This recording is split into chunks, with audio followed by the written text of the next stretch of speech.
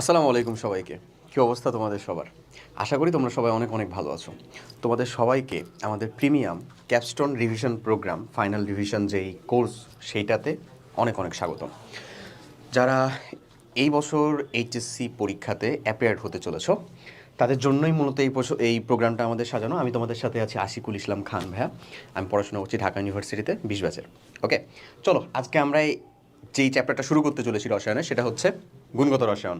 মানে আমাদের শর্ট সিলেবাসের ফার্স্ট যে চ্যাপ্টারটা সেইটা গুণগত রসায়ন। খুবই গুরুত্বপূর্ণ একটা টপিক, অধ্যায়, অনেকগুলো টপিক আছে। এটার ফার্স্ট পার্টটা হবে এটা। আমি তোমাকে আমার প্রত্যেকটা লেকচারের ভিতরে পার্টটা বলে দিব সুন্দর মতো। এছাড়া ক্লাস আপলোডের সময় আসলে দেয়া থাকে, নো প্রবলেম। আমরা চিন্তা করতেছি ইন টোটালে 3টা পার্টে অথবা 2টা পার্টেও হয়ে যেতে পারে, এটাকে তোমাদেরকে দেওয়া হবে। মানে আমি কেন 3টা বার 2টা বলছি, আমি 3টা পার্টে এটাকে টেক করবো, বাট যদি দেখা যায় টাইম মেনটেন্যান্সটাতে, কারণ আমরা চাচ্ছি যতটা কম্প্যাক্ট করে তোমাকে দেওয়া যায়। কারণ তোমার আসলে এইচএসসি পরীক্ষাটা বেশ কাছাই গেছে এবং সত্য কথা বলতে আমার তো কেমিস্ট্রি একটা সাবজেক্টের একটা চ্যাপ্টার খালি পড়া নাই রে ভাই। আমার তো আসলে বলতে গেলে দেখা যাবে যে এখনও 50% থেকে 60% সিলেবাস স্টিল বাকি। বলো বুকে হাত রেখে, এরকমই হবে না ঘটনাটা? তো তাহলে অবশ্যই অন্যান্য সাবজেক্টেরও তো ইম্পর্টেন্স আছে, সেগুলোকে চিন্তা করতে গেলে অবশ্যই আমাদেরকে এই জিনিসটা একটু মেনটেন করে যতটা মানে যা এক্স্যাক্ট দরকার সেই জিনিসগুলোকে ইনকর্পোরেট করা যায়। বাট কোনো কিছুকে কম গুরুত্বপূর্ণ দেওয়া বা কোনো কিছুকে বাদ দিয়ে দেওয়া এরকমটা কখনোই হবে না। অ্যাটলিস্ট আমার কেমিস্ট্রি ক্লাসের ভিতরে ইনশাল্লাহ হবে না, এটা নিয়ে কোনো চিন্তা নাই ভাই। তুমি ফুললি ফোকাস থেকে আমি ক্লাসে যে কন্টেন্টটা পড়াবো সেই কন্টেন্টটাই খালি পড়ে রেখো, নোট করে রেখো। ম্যাটেরিয়াল তোমাকে দিয়ে দেওয়া হবে, সেখান থেকেও নোটগুলো করে নিও। ইনশাল্লাহ তুমি এমসিকিউ প্লাস সিকিউ বোর্ডের ভিতরে কোনো ঝামেলা পোহাবে না। অ্যাডমিশনে যে সেম আমি বলে দিব যে এই জায়গাতে আমি এতটুকু পড়াইছিলাম, এখন এসে এতটুকু পড়ো, ইনশাল্লাহ অ্যাডমিশনটাও ক্লিয়ার হয়ে যাবে, কোনো চিন্তা নেই। সো ভাইয়ের উপর ভরসা রাখো। চলো আমরা শুরু করি। আচ্ছা, আমরা পার্ট ওয়ানে আসলে কতদূর পর্যন্ত পড়বো? পার্ট ওয়ানের ভিতরে মানে পরে আবার মার্চ করা হয়ে যেতে পারে। যাই হোক, কোয়ান্টাম সংখ্যা মানে অ্যাটলিস্ট দ্রাব্যতা অন্তত এখানে পড়বো না, দ্রাব্যতাটা আলাদা পার্টে পড়বো, ঠিক আছে? তো আমি কোয়ান্টাম সংখ্যা পর্যন্ত এই পার্টটা নিব, তারপরে আবার যুক্ত করা হয়ে গেল তো যুক্ত হয়ে গেল, তো তুমি ওটা দেখে নিও আর কি, নো প্রবলেম। সো সম্পূর্ণ একেবারে টু দ্য পয়েন্ট এখান থেকে শুরু করে এখানে কিন্তু আমাদের পরমাণু মডেল, পরমাণুর মৌলিক কণিকা টনিকা সব কিছু খুব খুব গুরুত্বপূর্ণ। চলো আমরা শুরু করি। আচ্ছা, প্রথমতই যে জিনিসটা সেটা হচ্ছে পরমাণুর মূল কণিকা। পরমাণুর মূল কণিকাটা কত ধরনের ভাই বলো তো? 3 ধরনের, তাই না? এখানে আমার যেটা দেওয়া আছে সেটা হচ্ছে পরমাণুর মূল কণিকা, স্থায়ী মূল কণিকা, এরকম কথা। আমরা জানি যে আমাদের পরমাণুর মূল কণিকা হচ্ছে 3 ধরনের। ওকে, তো আমি এখন যে কাজটা করব তোমাকে সুন্দর মতন এটার পরে এটাকে লিখে তোমাকে আমি জিনিসটা বুঝাতে চাচ্ছি যে আমাদের পরমাণুর মূল কণিকা কয় ধরনের? 3। আমাদের কিন্তু কোনো তাড়াহুড়া নেই, মানে তাড়াহুড়া নেই কোন সেন্সে যে ওরে বাপরে মানে তাড়াহুড়া করে ইম্পর্টেন্স জিনিস আমরা ছেড়ে দিলাম, না, এরকমভাবে কখনোই না। আমরা সব শেষ করব, সব কম্প্যাক্ট করে, মানে একেবারে যতটুকু টু দ্য পয়েন্ট করে। প্রয়োজনে তুমি হচ্ছে যে জায়গাগুলো তুমি পারো সেই জায়গাগুলোকে তুমি 2x-এ করে নাও, রিভিশন করে নাও, নো ইস্যুস। ওকে, সো মূল কণিকা আসো। মূল কণিকার ভিতরে প্রথমটা যেটা সেটা হচ্ছে আমাদের স্থায়ী মূল কণিকা, স্থায়ী। তারপরেরটা হচ্ছে ভাই অস্থায়ী, অস্থায়ী। এবং পরের যেটা সেটা হচ্ছে আসলে কম্পোজিট।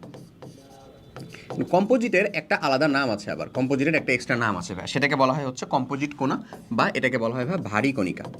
এই নামগুলো কিন্তু জেনে রাখবা, হ্যাঁ? ভারী কণিকা। ওকে, বলো তো লেখা টেখা থেকে সব কিছু ক্লিয়ার কিনা? আমি খালি একটু দেখে নিই। ক্লিয়ার না সব কিছু ভাই? হ্যাঁ, আলহামদুলিল্লাহ ক্লিয়ার। ওকে, সো এই 3টা ভাগে মেইনলি ভাগ করা যায়, একটা হচ্ছে স্থায়ী, একটা হলো অস্থায়ী, এবং আরেকটা হচ্ছে কম্পোজিট বা ভারী কণিকা। খুবই ভালো কথা। চলো আমরা এগুলাকে একটু ধরে ধরে পড়ি বা বুঝি যে এসব আসলে জিনিসটা কি। দেখো, তুমি যদি এই খাটাখাটনিটাই যেটা এখন এসে করার জন্য ডিটারমাইন্ড হইছো সেটা যদি ওই একাডেমিক লাইফে তখনই করে ফেলতা, তাহলে কিন্তু আজকে অনেকখানি আমরা আগে থাকতাম। এবং এর মধ্যে অনেকেই করে রাখছো আমি জানি। সো তাদের জন্য অনেক অনেক শুভকামনা। অবশ্যই তারা আমার এই রিভিশনটুকু কমপ্লিট করলেই হোপসো ভালো একটা ফলাফল এখান থেকে বের করে নিয়ে আসতে পারবে। ওকে, তো আমরা এটা কেন করলাম? আমরা এদেরকে উদাহরণ লাগবে। এই যে এই স্থায়ী মূল কণিকা, এরা সব খুব সহজ। Electron, proton, neutron. আমাকে এত ভেঙে লেখাইস না, তোরা জানিস ইলেকট্রন, প্রোটন, নিউট্রন, এদের কিছু বৈশিষ্ট্য জানতে হবে। এটা আমরা মনে রাখতে পারি হচ্ছে ইট পরে নিচে দিয়ে। ইনশাল্লাহ তোমরা এটা করছো, পরে পরে নিচে নিচে দিয়ে। এটা কি, এই কে কাকে আবিষ্কার করছে সেটার নাম করার উপায়। এই যে ইট যেটা সে পার্টটুকুকে আমরা বলতেছি আসলে ইট যেটা সে পার্টটুকু হচ্ছে আসলে যে ইলেকট্রন। ইলেকট্রন হচ্ছে ইট, এটা দিয়ে আসে হচ্ছে জে থমসন, থ দিয়ে, হ্যাঁ। থমসন বানান কি লিখলাম বলতো? থমসন। ওকে, থমসন, জে থমসন। পরে দিয়ে মানে হচ্ছে প্রোটন। প্রোটনটা কে ভাই? রাদারফোর্ড সাহেব। তো বর্তমানে আসলে রাদারফোর্ড বলা হয় না, বর্তমানে বলা হয় যে গোল্ডস্টাইন সাহেব আগেই আবিষ্কার করে দিয়েছেন। ওই জন্য আমি এখানে তোমাকে স্ল্যাশ দিয়ে আসলে বলে দিব যেটা গোল্ডস্টাইনও হইতে পারে। কি নাম বলো? গোল্ডস্টাইনও, যেটা থাকবে আসলে দুইটাই থাকলে গোল্ডস্টাইন হবে হচ্ছে উত্তর। যেহেতু বর্তমান প্রকাশনার বই এটা আছে। ওকে, নিচে এন দিয়ে কি আসলে চ্যাডউইক, মানে নিউটনটা কে আবিষ্কার করছেন? চ্যাডউইক। এগুলাতে কোনো ঝামেলা নাই, এগুলাতে উনি আবিষ্কার করছেন আসলে, চ্যাডউইক। এই সাল মনে রাখাটা খুব বেশি জরুরি না, ইচ্ছা তোমার। এদের বাকি বৈশিষ্ট্য মনে রাখতে হবে, এদের চার্জ মনে রাখতে হবে, ভর মনে রাখতে হবে, মনে রাখার কিছু নাই। এত পরিমাণে ম্যাথ বা ক্যালকুলেশন বা এত বারবার আসবে যে আসলে মনে হয়ে যাবে। ওকে, সো চলো, ইলেকট্রন, প্রোটন, নিউট্রন এই তিনজনই হচ্ছে স্থায়ী। অস্থায়ীগুলো আমাদেরকে জানতে হবে, মেলাগুলো অস্থায়ী আছে ভাই। কে কে? যেমন চলো আমরা শুরু করি অস্থায়ী মূল কণিকাদের নাম টামগুলো একটু শুরু করি। ফার্স্টেই শুরু করতেছি, ধরো প্রথমে হচ্ছে মেসন। মেসন আমার ফ্রেন্ডের একটা প্ল্যাটফর্ম, ওই জন্য আমার বারবার খালি মেসনটা দিয়ে শুরু হয় আসলে। মেসন, পাইয়ন, ওরা এগ্রি ভর্তি নিয়ে কাজ করে আর কি। তো যাই হোক, কৃষি গুচ্ছ ভর্তি পরীক্ষায় পাইয়ন। তারপরে চলো হচ্ছে গ্লুয়ন। Mason, পাইয়ন, gluon. তারপরে হচ্ছে গ্রাভিটন। গ্রাভিটন। তারপরে neutrino. Neutrino. Antineutrino. Antineutrino. Neutrino, antineutrino. Neutrino. ফোটনও থাকে এখানে ভাই, ফোটন। তারপর আমার তোমার সবার পছন্দের পজিট্রন, যাকে দেওয়াই হয়নি। এই যে কথাগুলো বললাম না, এই কয়টা মনে রাখতে পারলে হয়েছে ইনশাল্লাহ, তাহলেই হবে আশা করি। ওকে, আচ্ছা, এরপরে চলো কম্পোজিট কণিকা। কম্পোজিট কণিকা কয়টা ভাই? দুইটা, ফিক্সড। কম্পোজিট কণিকা কয়টা? দুইটা। একটা হচ্ছে আলফা কণা। আলফা কণা। আলফা কণাটা কি? এখানে কিন্তু অনেকবার অনেক অ্যাডমিশন টেস্টে আসছে, সো এগুলোকে মিস করা যাবে না ভাই। আলফা কণা হচ্ছে দ্বিধনাত্মক হিলিয়াম নিউক্লিয়াস। দ্বিধনাত্মক, এটার মানে আমি হচ্ছে ধরো একেবারে ডেফিনেশন লিখে দিলাম, দ্বিধনাত্মক হিলিয়াম নিউক্লিয়াস। Helium nucleus. দ্বিধনাত্মক হিলিয়াম নিউক্লিয়াস। দ্বিধনাত্মক হিলিয়াম নিউক্লিয়াস মানে কি আসলে? অনেকটা এরকম না, এই যে হিলিয়াম নিউক্লিয়াস দ্বিধনাত্মক মানে কি? দুইটা অবশ্যই ইলেকট্রন ত্যাগ করে দিছে। আর এটার ভর সংখ্যা এবং পারমাণবিক সংখ্যাটা আমি লিখে দিলাম। আমি তোমাকে এটা আবার ডিটেলসে বুঝাবো যে কোথায় ভর সংখ্যা লিখতে হয়, কোথায় পারমাণবিক সংখ্যা লিখতে হয়, সব বুঝাবো। যে আইসোটোপ একটু পরে পড়াবো তো। আচ্ছা, এটা হচ্ছে একটা আলফা কোণা। আর দ্বিতীয় একজন আছে পাবলিক, এই পাপি হচ্ছে কে? ডিউটেরন কোণা। ডিউটেরন কোণা করা হয়ে গেছে। ডিউটেরন কোণা। ডিউটেরনটা কোণাটাকে হাইড্রোজেনের 6টা মতন আইসোটোপ হয়, তার ভিতরে 3টা আইসোটোপ মোটামুটিভাবে অ্যাভেলেবেল থাকে। 3টা আইসোটোপ কে কে ভাই বলো তো? এই যে হাইড্রোজেন 1 যেটা আমাদের নর্মাল, যেটা সাধারণভাবে যাকে পাওয়া যায় সেটাকে বলা হয় প্রোটিয়াম। তারপরেরটাকে বলা হয় ভাই ডিউটেরিয়াম, যেটা হচ্ছে 2, হাইড্রোজেন 2 1, প্রোটিয়াম, ডিউটেরিয়াম। তারপরেরটাই হচ্ছে আসলে ট্রিটিয়াম। তারপরেরটা কি আসলে? ট্রিটিয়াম 1 3, এরকম ভর সংখ্যা থাকে তার 3। তো এই যে মধ্যের যেটা আছে না ভাই, এ পাবলিককে চিনে রাখো, এই যে মধ্যের যেটা আছে, এই মধ্যেরটার যেটা আয়ন ফর্ম, সেটাই হচ্ছে ডিউটেরন কোণা। এটাই হচ্ছে ডিউটেরন কোণা। এটাকে কিন্তু আসলে ডি দ্বারাও প্রকাশ করা হয়। কি দ্বারা প্রকাশ করা হয় বলো? ডি দ্বারাও প্রকাশ করা হয়। এজন্য সাধারণ পানিকে বলা হয় হচ্ছে সাধারণ পানি H2O। হ্যাঁ, এই এইচটা কোনটা আসলে? এই এইচ, সাধারণ পানি হচ্ছে H2O। এই এইচটা হচ্ছে ভাই যে এটা, এটা। আর ভারী পানি নামে একটা জিনিস আছে কিন্তু, কি নাম? ভারী পানি। ভারী পানি আছে, ভারী পানি নামে একটা জিনিস আছে, সেটাকে বলা হয় কি? D2O। এই ডিটাকে আসলে, এই ডিটা হচ্ছে ভাইয়া এই পাপি পাবলিক। বলো, কত কিছু জানলা, কত কিছু শিখলা, বুঝে যাবে বা এরকমভাবে শিখলে মনে থাকবে তো সব কিছু আমাদের? ওকে, আশা করি মনে থাকবে। তো তাহলে এদের কিন্তু এটা কিন্তু আমাদেরকে মনে রাখতে হবে, এটা মাস্ট মনে রাখা, মাস্ট মনে রাখা, মনে রাখা মাস্ট। বাংলিশে লিখে ফেললাম, ঠিক আছে? ওকে, ঠিক একই রকমভাবে এটাও মাস্ট। মাস্ট যখন কন্টেন্টগুলো তুমি দেখবা বা পড়বা তখন যেন এগুলো একেবারে ক্লিয়ার থাকে। ওকে ভাই, তাহলে চলো আমি পরের পার্টটাতে যাই। ইলেকট্রন, প্রোটন, নিউট্রনের কিছু বৈশিষ্ট্য জেনে ফেলি। ইলেকট্রনের যেটা আধান এবং প্রোটনের যেটা আধান সেটা কিন্তু সমান। কত? 1.6 × 10⁻⁻19 কুলম একটি ইলেকট্রন বা একটি প্রোটনের আধান। আচ্ছা, আর এত কুলম, এবং যেটা ভর, সে ভরটা আমাদেরকে ভালো করে জানতে হয়, ওদের খালি প্লাস আর মাইনাসটা জানতে হবে। নিউট্রনের কোনো আধান নাই, এই হচ্ছে বেসিক কথা। এই যে দেখো, দেখি, নিউটনের কোনো আধান নাই। এই প্রোটনের ভরটা হচ্ছে প্লাস, ইলেকট্রনেরটা হচ্ছে মাইনাস, বাট পরিমাণটা হচ্ছে সেম, তাদের আধানটা হচ্ছে সেম। এখন যদি ভরের কথা চিন্তা করি, ইলেকট্রনের ভরটা তুলনামূলকভাবে অনেক নগণ্য। এটাকে কত? এটা এই যে 9.11 × 10⁻⁻28 গ্রাম, বা তুমি বলতে পারো যে 10⁻³ কেজি। এই যে এই ইউনিট কনভার্সনগুলোতে একটু প্রো হইতে হবে তোমার, তাহলে তোমাকে ইনশাল্লাহ এগুলার ম্যাথটাতে হ্যান্ড ক্যালকুলেশনও কেউ আটকাতে পারবে না। তোমার তো এইচএসসি পর্যন্ত ক্যালকুলেটার দিয়ে ক্যালকুলেশন আছেই, সো চিল আমরা এখন ক্যালকুলেটার দিয়েই করবো আর কি। প্রোটনের ভরটা কত ভাইয়া? এই 1.673 ইন্টু 10⁻27 যদি দিয়ে দিই তাহলে হচ্ছে কেজি একবারে, আর 24 দিলে গ্রাম। আর নিউট্রনের ভর যেটা, এটা হচ্ছে একটু বেশি 1.675 ইন্টু 10⁻27 সেম কেজি। এটা হচ্ছে নিউট্রন, এটা হচ্ছে ভাই প্রোটন, আর এটা হলো আমাদের কে? ইলেকট্রন বাবাজি। এদের প্রত্যেকের ভর। এখন যদি আমি চিন্তা করি আপেক্ষিক আধান, মানে ইলেকট্রন মানে প্রোটনের ভর দিয়ে সবাইকে ভাগ করব, তাহলে আপেক্ষিক আধান এটাতে কত হবে? প্রোটনের যেটা মানে আধান সেটা দিয়ে ভাগ করো, আলটিমেটলি কত? 0/0 মানে কত? আসলে 0। এটা যদি চিন্তা করি তাহলে হচ্ছে এর আপেক্ষিক আধানটা কত হবে আমাদের? প্রোটনেরটা +1, এই যে আপেক্ষিক আধান +1। আর যদি এটা দিয়ে ভাগ করি তাহলে কত হয় আমাদের? -1। এরকম হয় না? -1, এটাই হচ্ছে। সো এটা হচ্ছে আপেক্ষিক আধান। আর এটা রিলেটিভ মাসের কথা বলতেছে। রিলেটিভ মাসটা বোঝাচ্ছে যে প্রোটনের মাস দিয়ে আমি সবাইকে ভাগ করতেছি। প্রোটনের মাস দিয়ে যদি আমি এটাকে, যে এর মাসটাকে ভাগ করি, আসলে এটা আসলে 0-র কাছাকাছি থাকে, মানে অনেক কম থাকে। ওই জন্য এখানে টেন্স টু এটাকে 0 বলা হয়েছে। দেখো এটা উপরে থাকবে, নিচে সবার প্রোটনের মাস হবে। এই যে প্রোটনের মাস 1 আসছে, সেজন্য এটা আমাদের খুব বেশি জরুরি না এই সকল জিনিসপাতি, প্যারা নাই। আমাদের দরকার হচ্ছে এই যে এই একটা জিনিস মাস্ট। ওকে, আচ্ছা চলো কিছু কোয়েশ্চেন দেখে ফেলি। ফার্স্টে, প্রোটনের প্রকৃত ভর কত হবে? তাহলে সেটা হচ্ছে 1.673 ইন্টু 10⁻24 গ্রাম, অথবা কেজিতে থাকলে -27 কেজি। ইজি না জিনিসগুলো? তাহলে এখানে সবগুলো গ্রামে আছে, তাহলে -24 সবগুলাতেই আছে। এখন 1.673 নাকি 675? 673 অবভিয়াসলি, মানে সি আমাদের রাইট আনসার হচ্ছে সি। ওকে, পরেরটা, কোন কণিকার স্থায়িত্ব সবচেয়ে কম? অস্থায়ী মূল কণিকা যারা, তারা তো অস্থায়ী মূল কণিকা কারা ছিল? ইলেকট্রন প্রোটন নিউট্রন তো আমাদের স্থায়ী কণিকা ছিল। অস্থায়ী মূল কণিকা কারা ছিল বলো তো? এই যে এখানে কি দেখো তো ভাই, ডিতে ইলেকট্রন প্রোটন নিউট্রন ছাড়া যে আছে মেসন। ইভেন মেসন তো আমি উদাহরণে লিখছিলাম। সো তাহলে ইলেকট্রন প্রোটন নিউট্রন যে স্থায়ী এটা তুমি জানো, তাহলে ওই তিনটাকে বাদ দিয়ে চাইলে ডি উত্তর হবে। আর ডিরেক্ট তুমি ডি যদি জানো তাহলে ডি তো সঠিক উত্তর হইলই, ইচ্ছা। তারপর রাইট আনসারটা কি? মেসন। দেখছো, মেসন। ওকে, এরপরে ডিরেক্ট কোশ্চেনে চলে আসছে। আমরা থিওরিটা আলোচনা করে কোশ্চেনের ভিতরে ঢুকছি। দেখো থিওরিটা কি? আইসোটোপ, আইসোটোন, আইসোবার, আইসো ইলেকট্রনিক। চলো জিনিসগুলো তাহলে শিখে ফেলি। এখানে যাই, এখানে তোমাকে একটা সুন্দর মতো স্লাইড দিয়ে দিই। এই টপিকের আমরা নাম দিব হচ্ছে যত সব আইসো, যত সব কাইন্ড অফ এরকম যত সব। আচ্ছা, তো যত সব আইসো বোঝার জন্য আমার কিছু জিনিসপত্র ফার্স্ট অফ অল বোঝা লাগবে। আমি সেটা আগে এখানে তোমাদেরকে একটু বুঝাই দিই, হ্যাঁ। এই জিনিসটা আমরা আগে জেনে রাখবো। এটাকে একটু এদিকে নিয়ে আসি, হ্যাঁ এখানে বুঝাইলেই হবে। ওকে, এটা কি বুঝাবো আমরা? আসলে এটা জিনিসটা বুঝাবো হচ্ছে ভাই এইরকম। দেখো এই একটা এক্স, এই একটা মৌল লিখলাম আমি, হ্যাঁ। এটা হচ্ছে একটা, ধরে নাও কোন একটা মৌলের প্রতীক। এই মৌলের প্রতীকটাকে আমি দেখো কি দিয়ে লিখতেছি। আচ্ছা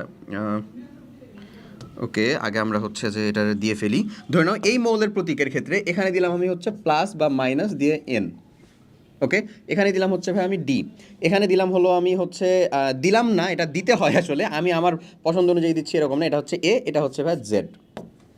এই প্রত্যেকজন আসলে কে বা কি? চলো এই প্রত্যেকজনের পরিচয় আমরা শিখে ফেলি। এ বাবাজি তুমি আসলে কে? এ বাবাজি হচ্ছে জেড বাবাজি তুমি আসলে কে? চলো আগে জেড দিয়ে শুরু করি। জেড হচ্ছে প্রোটন সংখ্যা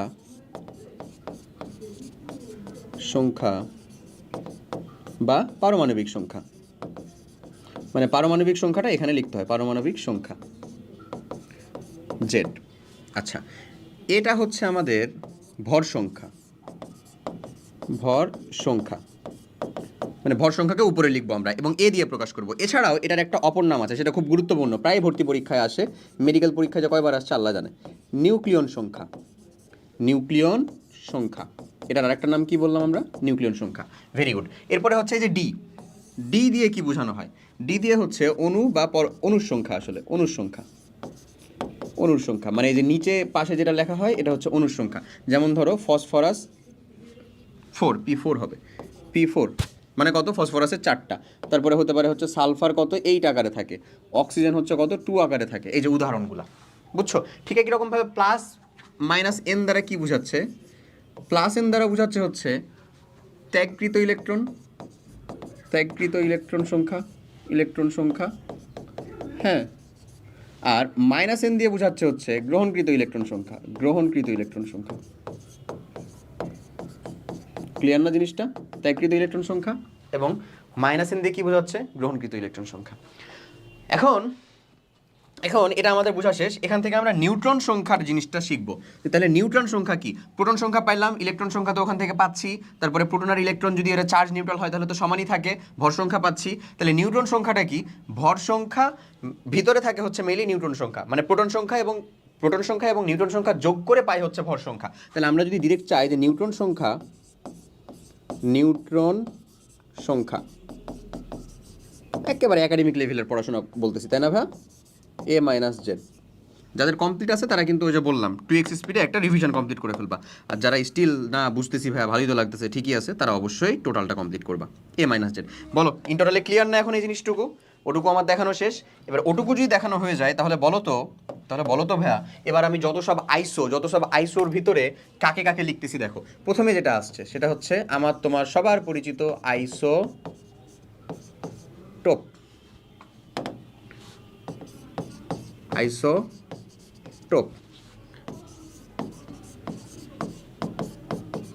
আইসোবার, আইসোটোন,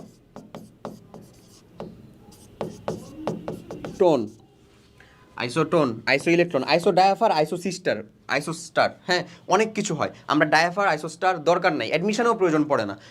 কেউ দেখায় আর কি, ভাইয়ারা কিছুটা তোমাদেরকে নতুনভাবে অ্যাট্রাক্ট করার জন্য, আকর্ষণীয় করার জন্য দেখায়। তো আমি তোমাকে বলবো যে তুমি যখন এখন এসে রিভিশন করতেছো, তোমার প্রয়োজনীয় জিনিসগুলোতে মাথায় নিয়ে একটু প্রেশার করো, অপ্রয়োজনীয় জিনিসগুলো নিয়ে মাথায় নিয়ে প্রেশার করো না, ঠিক আছে? সো আইসো ইলেকট্রনিক পর্যন্ত ফার এনাফ। আইসো ইলেকট্রনিক এটা তুমি অটোমেটিক্যালি পেরে যাবে, আইসো ইলেকট্রনিক জিনিসটা। এখন আমি এখানে তোমাকে লিখে দিচ্ছি, দেখো এখানে লিখবো হচ্ছে ভাই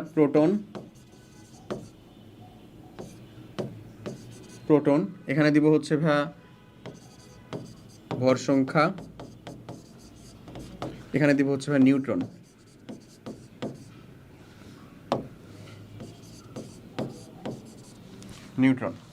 ঠিক আছে? এখন আমি এখানে যে কাজ করব সেটা হচ্ছে তোমাকে সিম্পল একেবারে বলে বুঝিয়ে দিচ্ছি যে আমি এখানে কি কাজ করতে চলেছি। এই কাজটাই করতে চলেছি, কিচ্ছু না, এই কাজটাই করতে চলেছি।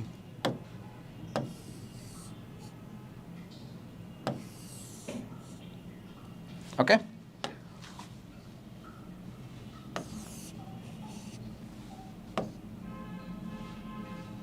এই যে এরকম আমি এখানে থেকে যেন তোমার বুঝতে খুব সুবিধা হয়, দ্যাটস ওয়াই আর কি এরকম কাজ কাহিনী করা। চেঞ্জ করতে হবে রে ভাই, বোর্ড টোটগুলা পুরান হয়ে গেছে মনে হচ্ছে। আচ্ছা যাই হোক, দেখো কি কাহিনী করতেছি, এই কাহিনী করতেছি যে কোনটাতে কে সমান হবে এমন, এটা আমরা টিক চিহ্ন দিয়ে দিব, বুঝছো? চলে আসো দেখাই। আইসোটোপ, পি ফর কি? প্রোটন, তার মানে এখানে প্রোটন সংখ্যা সমান হবে। তো যেটা যেখানে সমান সেটা হচ্ছে গ্রিন লাইন, সমান। তাহলে সমান হবে না কে এখানে?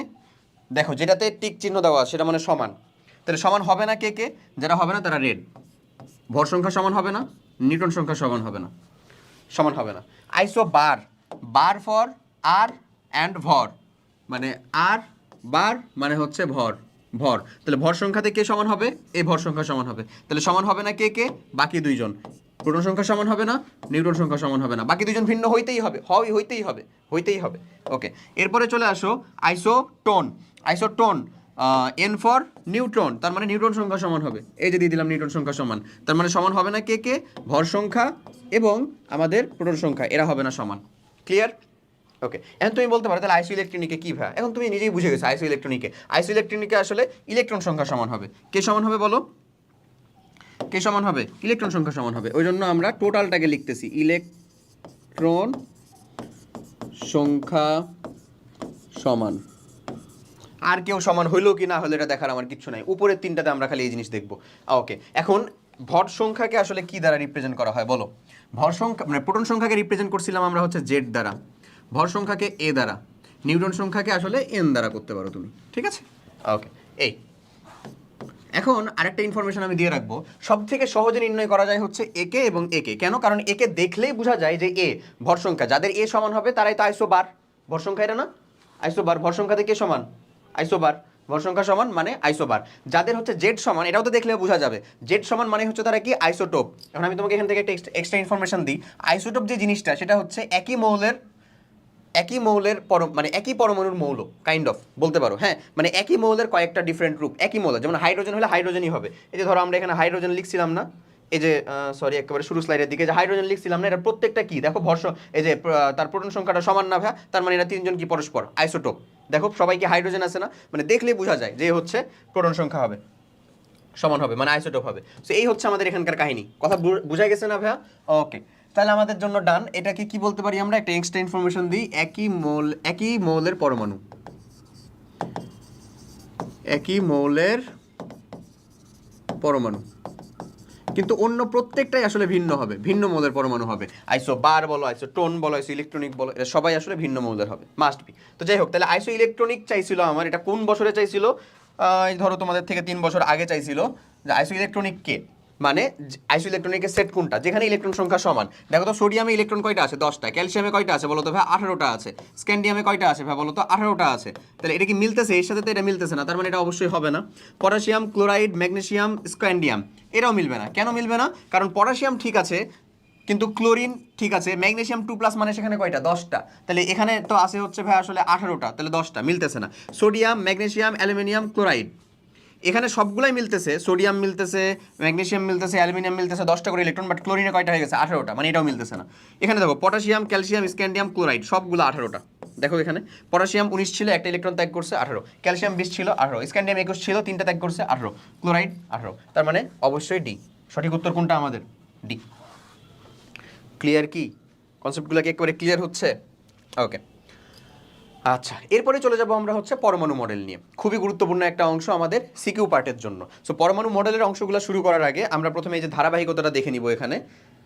তো ভাই যেটা বলছিলাম যে আমরা যদি আসলে এটা ধারাবাহিকতাটা দেখি, তাহলে আমরা এই স্লাইডের ভিতরে আসলে সুন্দর মতন ধারাবাহিকতা তোমাকে একেবারে বুঝিয়ে দেওয়া আছে। এই যে দেখো, এই বরাবর ধরে নাও এটা ধারাবাহিকতা চলতেছে, বুঝছো?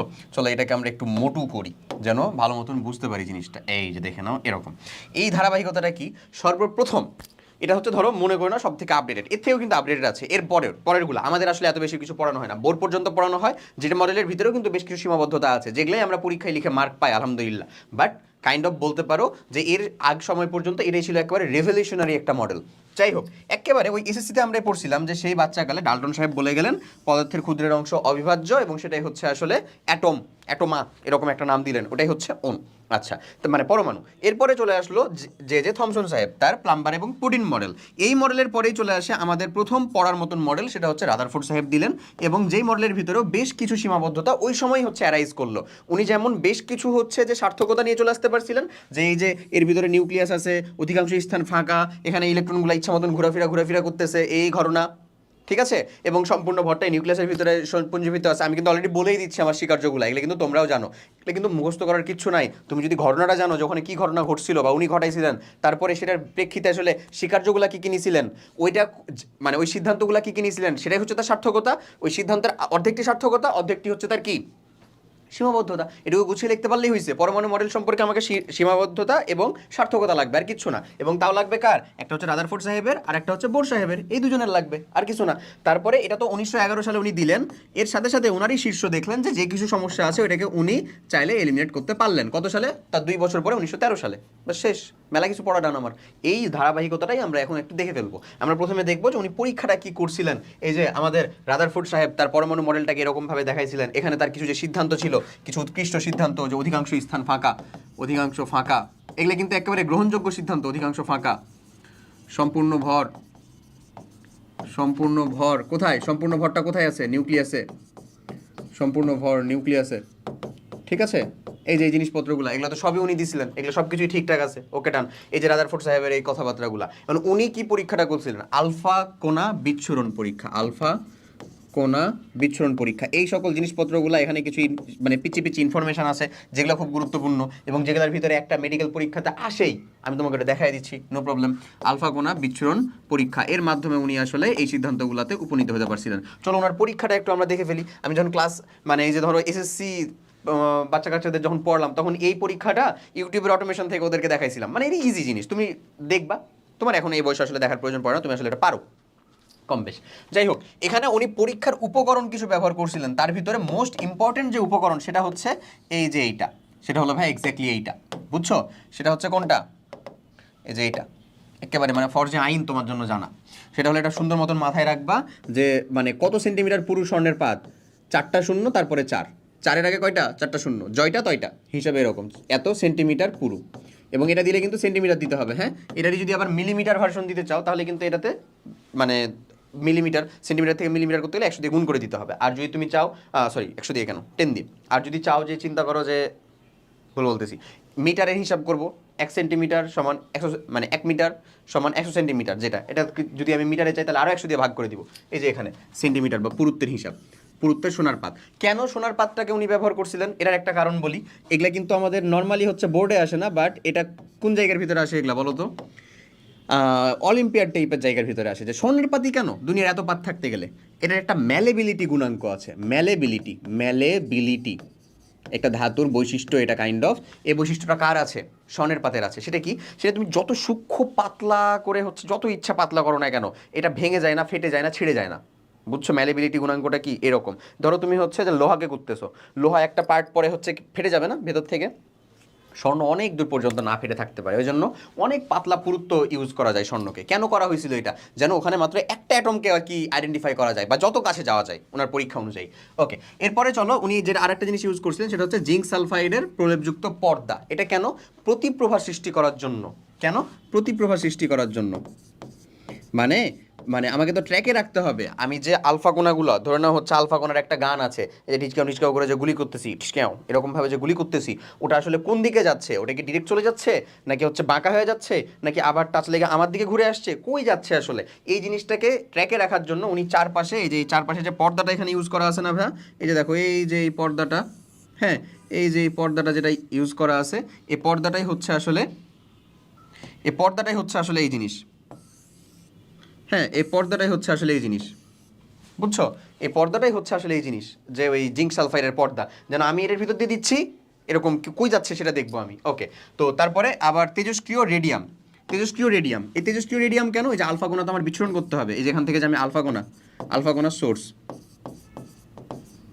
সোর্স হিসেবে এই সকল জিনিসপাতি তোমার এখান থেকে আসে। এই জিনিসগুলো পড়ে রাখবা আর কি। এরপরে আমি তোমাকে বলে দিই যেখানে ঘটনাটা কী কী ঘটছিল। হ্যাঁ, ঘটনাটা উনি কী কী ঘটালেন বা দেখতে পেলেন। পর্যবেক্ষণ হচ্ছে উনি অনেকগুলা দিলেন।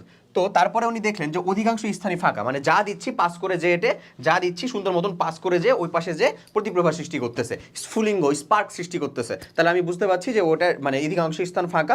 আলফা কোনা কি ভাই পজিটিভ না? আলফা কোনার সংকেত আমরা দেখছি না, দ্বিধনাত্মক হিলিয়াম নিউক্লিয়াস, হিলিয়াম 2 4 2+, এই যে আলফা কোনা, এটা কি ভাই পজিটিভ চার্জ না? দেখো তো, পজিটিভলি চার্জড, এটা হচ্ছে আমাদের পজিটিভলি চার্জড।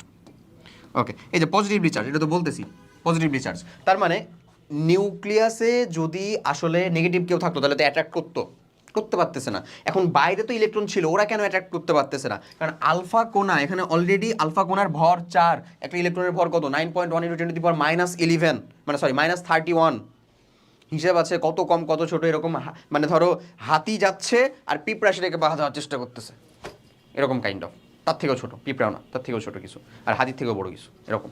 ওকে, সো তাহলে আলটিমেটলি ওকে কোনো মানে ইলেকট্রন তো কোনো প্রভাবই রাখতে পারছে না। তবে হ্যাঁ, ভিতরে এক বাবা জীবন আছে না, পজিটিভ প্রোটন, ও কিন্তু ঠিকই প্রভাব দিতে পারে।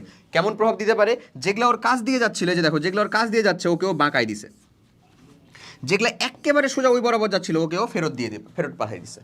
এই কাজটাও করছে। অধিকাংশ স্থান ফাঁকা, আলোকিত করে তুলতেছে, ওই যে সোনার পাতকে বেঁকে সোনার পাতকে ভেদ করে চলে যায় এবং জিঙ্ক সালফাইডের পর্দাকে আলোকিত করে তুলছে। অল্প সংখ্যক আলফা কণা তাদের গতিপথ হতে বেঁকে যায়, এই যে বেঁকে যায় মানে খুব ছোট্ট একটা জায়গা দিয়ে বরাবর গেলেই বেঁকে যাচ্ছে, এটা দেখতে পাচ্ছে। তার মানে ছোট্ট জায়গাতে সেম চার্জ মানে কি ও পজিটিভ ছিল, তার মানে পজিটিভ চার্জ যুক্ত কেউ একজন আছে।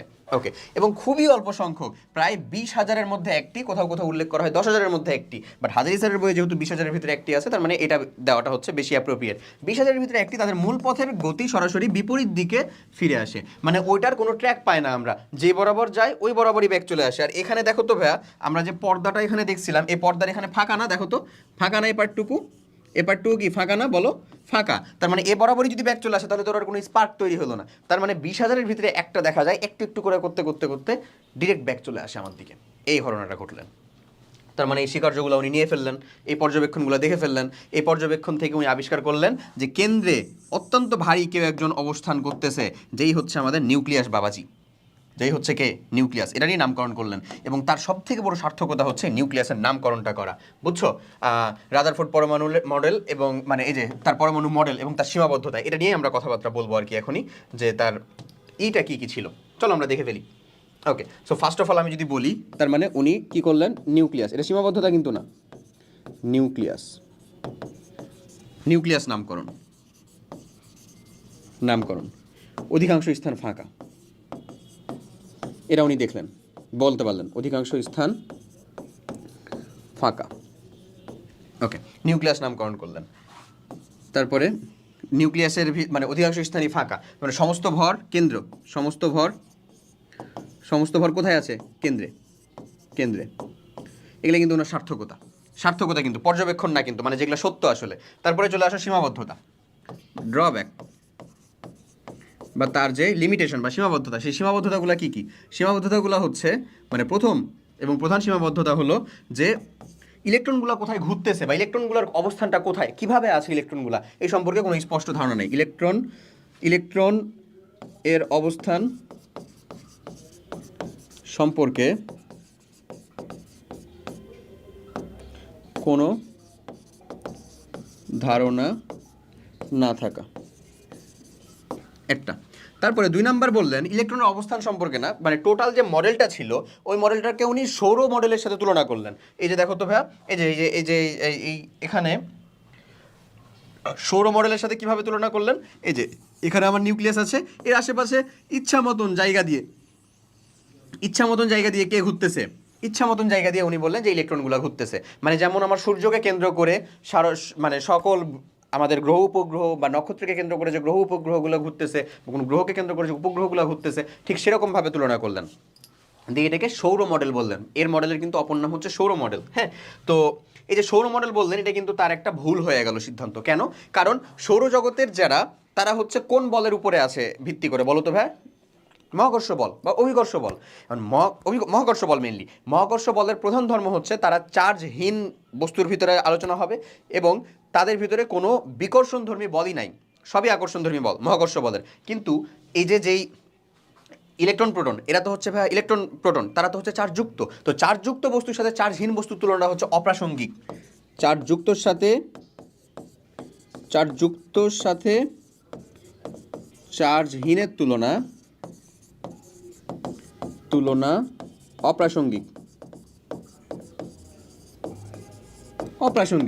বুঝছো? চার্জযুক্তর সাথে তো চার্জহীনের তুলনাই করতে পারে না। এরপরে উনি বললেন, এরপরে যে কথাটা সেটা হচ্ছে যে সব থেকে বড় যে সমস্যাটা পেকে গেছিল সেটা হচ্ছে যে ইলেকট্রন সমূহ যদি এরকমভাবে আলটিমেটলি ঘুরতেই থাকে, হ্যাঁ, তাহলে আমরা জানি যে আমাদের যেটা তরঙ্গ বলবিদ্যা আছে, এই তরঙ্গ বলবিদ্যা থেকে বিশেষ করে আমরা জানি যে হাইজেনবার্গের অনিশ্চয়তার নীতি, বাট ম্যাক্স প্লাঙ্কের যেটা তরঙ্গ বলবিদ্যা, এখান থেকে আমরা জানি কোনো একটা বস্তুকে কেন্দ্র করে যদি কোনো একটা চার্জযুক্ত বস্তু ক্রমান্বয়ে ঘুরতে থাকে তাহলে ক্রমশ সেটা রেডিয়েশনের মাধ্যমে শক্তি হারিয়ে কোথায়, কেন্দ্রে আপতিত হয়। ধরো এখানে এটা হচ্ছে কেন্দ্র, এটাকে কেন্দ্র করে কোনো চার্জযুক্ত বস্তু ঘুরতেছে, কোনো নির্দিষ্ট কক্ষপথ নাই এবং কিছু বলা নাই, তাহলে এটা ক্রমান্বয়ে ঘুরতে আসলে কেন্দ্রে আপতিত হবে। কেন? কারণ ঘোরার জন্য একটা যে শক্তি খরচ হচ্ছে না, এটা ক্রমশ রেডিয়েট করবে, শক্তিটা বের হয়ে চলে যাবে। তো যদি এরকমভাবে, যেহেতু কোনো নির্দিষ্ট কক্ষপথ উনি বলে নাই, যদি এরকমভাবে প্ল্যাঙ্কের তত্ত্ব অনুযায়ী প্ল্যাঙ্কের তত্ত্ব না, আসলে ম্যাক্সওয়েলের তত্ত্ব অনুযায়ী ওনার এই যে থিওরি, এই থিওরির কোনো অস্তিত্বই থাকতেছে না তত্ত্ব অনুযায়ী। কেন থাকতেছে না? কারণ অস্তিত্ব নেই। কেন? কারণ ওটাতে বলা আছে যে কোনো একটা চার্জযুক্ত বস্তু কাউকে কেন্দ্র করে ক্রমান্বয়ে ঘুরতে থাকলে যদি স্পেসিফাইড কোনো পথে না ঘোরে তাহলে সেটা ক্রমশ শক্তি বিকিরণ করে করে কেন্দ্রে কি হবে? আপতিত হবে। তো যদি আমার ইলেকট্রনও যদি কেন্দ্রে চলে আসে তাহলে কি মডেল বলে আর কিছু থাকলো ভাইয়া? থাকলোই না তো, তার মানে তো শেষ। এটাই কথা হচ্ছে এখানকার। কথা কি আমার ক্লিয়ার? যদি আমার এরকম নাই থাকলো তাহলে তো কোনো কথাই নাই, তাহলে কি কোনো মডেলই থাকলো? ইলেকট্রন প্রোটন নিউট্রন সবই মিলেমিশে ধরো এতি আছে, নিউক্লিয়াসে আসে, তাহলে কি কিছু হইলো না। সো ওই তত্ত্ব অনুযায়ী, মানে এগুলাই হচ্ছেন তার ড্রব্যাক, লিমিটেশন। ওই তত্ত্ব অনুযায়ী তার মডেলটার কোনো আসলে গ্রহণযোগ্যতায় থাকে না, বুঝছো? ওকে, সো এই সকল ঝামেলা দেখে তারপরে আবার বোর্ড চলে আসলেন 2 বছর পরে কিছু ফিক্সড সলিউশন নিয়ে, সেটাতে আমরা যাচ্ছি। তার আগে চলো কিছু এমসিকিউ দেখে ফেলি। আলফা কণা বিক্ষেপণ পরীক্ষায় রাদারফোর্ড নিম্নের কোনটি ব্যবহার করেননি? হিলিয়াম দ্বিধাত্মক হিলিয়াম নিউক্লিয়াস ব্যবহার করছিলেন, স্বর্ণের পাত ব্যবহার করছিলেন, জিঙ্ক সালফাইড যুক্ত পর্দা ব্যবহার করছিলেন, নিউট্রন ব্যবহার করেননি। করছে না। এটা আমরা কি কাজে ব্যবহার করি? মেইনলি নিউক্লিয়ার বিক্রিয়ার জন্য। কি কাজে ব্যবহার করা হয় বলো? আমি লিখে দিই, নিউক্লিয়ার বিক্রিয়ার জন্য। নিউক্লিয়ার বিক্রিয়ার জন্য। ওকে, তার মানে রাইট আনসার হচ্ছে আমাদের ডি। সঠিক উত্তর দেখো ডি। ওকে, এরপরে যদি আমরা দেখি পরের কোশ্চেনটা আমাদেরকে যেটা বলছে যে রাদারফোর্ড নিউক্লিয়াস আবিষ্কার পরীক্ষায় 99% আলফা কণা স্বর্ণপাত ভেদ করে সোজা চলে যায় কেন? কেন চলে যায়? কারণ পরমাণুর কেন্দ্রে ধনাত্মক চার্জ যুক্ত বলে? না। ধনাত্মক চার্জ যুক্ত সোজা চলে যায়, এটার সাথে কোনো সম্পর্ক না। আলফা কণার গতিশক্তি বেশি বলে? না। আলফা কণার প্রতিফলিত হওয়ার ক্ষমতা কম বলে? পরমাণুর অধিকাংশ স্থানই ফাঁকা বলে? কোনটা বলো তো? এই যে পরমাণুর অধিকাংশ স্থানই ফাঁকা বলে। এটা না আমাদের সঠিক উত্তর? এটাই আমাদের সঠিক উত্তর। তার মানে রাইট আনসারটা হচ্ছে অধিকাংশ স্থানই ফাঁকা। ক্লিয়ার জিনিসটা ভাইয়া? ওকে। রাদারফোর্ড তার পরীক্ষায় কোন পদার্থের প্রলেপযুক্ত পর্দা ব্যবহার করেন? কোন পদার্থের? জিঙ্ক সালফাইডের। Zinc sulphide, zinc sulphate, zinc sulphide মাথায় রাখবা। জিঙ্ক সালফাইড মানে কি? ZnSO4 না, SO3। Zinc sulphide, zinc sulphate, ZnSO4, zinc sulphide এটা ব্যবহার করেন, ZnS। জিঙ্ক ব্লেড বলা হয় এটাকে, হ্যাঁ। জিঙ্ক, কোথাও বলা হয় ব্লেড, কোথাও বলে ব্লেন্ড, বুঝছো? এটা কিন্তু একটা আকরিক, ঠিক একই রকমের চাচাতো ভাই আছে একটা, PBS, লেডের আকরিক, এর নাম হচ্ছে গ্যালেনা। এগুলো 3 নাম্বার চ্যাপ্টারে মেইনলি পড়ায়, আগে পড়ানো হইতো, এখন আর দরকার হয় না। জিঙ্ক ফসফেট, তাহলে কোনটা বলো তো ভাই আমাদের? সি। রাইট অ্যান্সারটা কোনটা? সি। ওকে, চলো এরপর উনার পরমাণু মডেলের পরেই এটার আমাদের যেই মানে ওনার পরমাণু মডেলের উপলক্ষেই যে কোশ্চেনগুলো এটা চলে আসে, এটা এখানে আলোচনা করার কথা আছে। দেখো আমি তোমাকে এটা বলে বুঝাই দিই। 1 নং উদ্দীপকের সাহায্যে প্রস্তাবিত পরমাণু মডেলটি বর্ণনা করো। 1 নং উদ্দীপকের সাহায্যে এটা কোন পরমাণু মডেল? রাদারফোর্ড না? আমাদের অলরেডি ডান না এটা? রাদারফোর্ড অলরেডি ডান না? আমাদের কি লিখতে হবে? এই মডেলটাই ব্যাখ্যা করতে হবে, আর কিচ্ছু নাই। ওকে, এরপরেই চলে আসলেন তার পরমাণু মডেল নিয়ে কিন্তু বোর। এখানে কিন্তু খুব গুরুত্বপূর্ণ একটা কোশ্চেন হচ্ছে এইটাই, যেটার কথা আমরা অলরেডি বলে ফেলছি।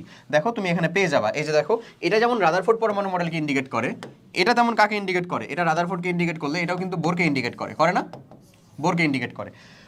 রাদারফোর্ড যেই প্রবলেমগুলো নিয়ে হাজির হয়েছিলেন, যেটাকে সলিউশন দিতে পারেননি, বোর প্রথমে এসে ওই সলিউশনগুলো দিয়ে দিছে। সেটা কি? সেটা হচ্ছে যে ইলেকট্রন ইচ্ছা মতন জায়গাতে ঘুরতে পারে না। ইলেকট্রনের ঘোরার জন্য কিছু সুনির্দিষ্ট কক্ষপথ আছে।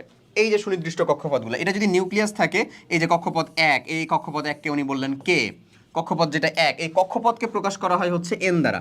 প্রধান কক্ষপথ, কোয়ান্টাম সংখ্যার ভিতরে আমরা যাব, এই লেকচারের এই ক্লাসের ভিতরে আছে। প্রধান কক্ষপথ, প্রধান কক্ষপথ উনি প্রকাশ করলেন এটাকে কি দ্বারা ভাই? এন দ্বারা। এখন এন এর মান যদি প্রথম হয় তাহলে সেটাকে বলা হচ্ছে কে শেল। এন এর মান যদি দ্বিতীয় হয় সেটাকে বলা হচ্ছে কি? এন, কে, তারপরে এল, তারপরে এন এর মান যদি 3 হয় সেটা সেলের নাম উনি দিচ্ছেন কিন্তু এম। এভাবে চলতে থাকবে, হ্যাঁ। এন 5 হয় সেটাকে কি? এম এন ও, এভাবে চলতে থাকবে, PQR এরকম, এই যে KLMN। ওকে, আচ্ছা। পজিটিভ চার্জ নিউক্লিয়াসে তো পজিটিভ চার্জ থাকে, এইগুলা হচ্ছে শেল। এটাকেই প্রধান কক্ষপথ বলা হয়, বা বলতে পারো হচ্ছে অরবিট হয়ে গেছে, অরবিট বা প্রধান কক্ষপথ, বা হচ্ছে আমাদের শেল, এই নামগুলোতে এটাকে ডাকা হয়। ক্লিয়ার?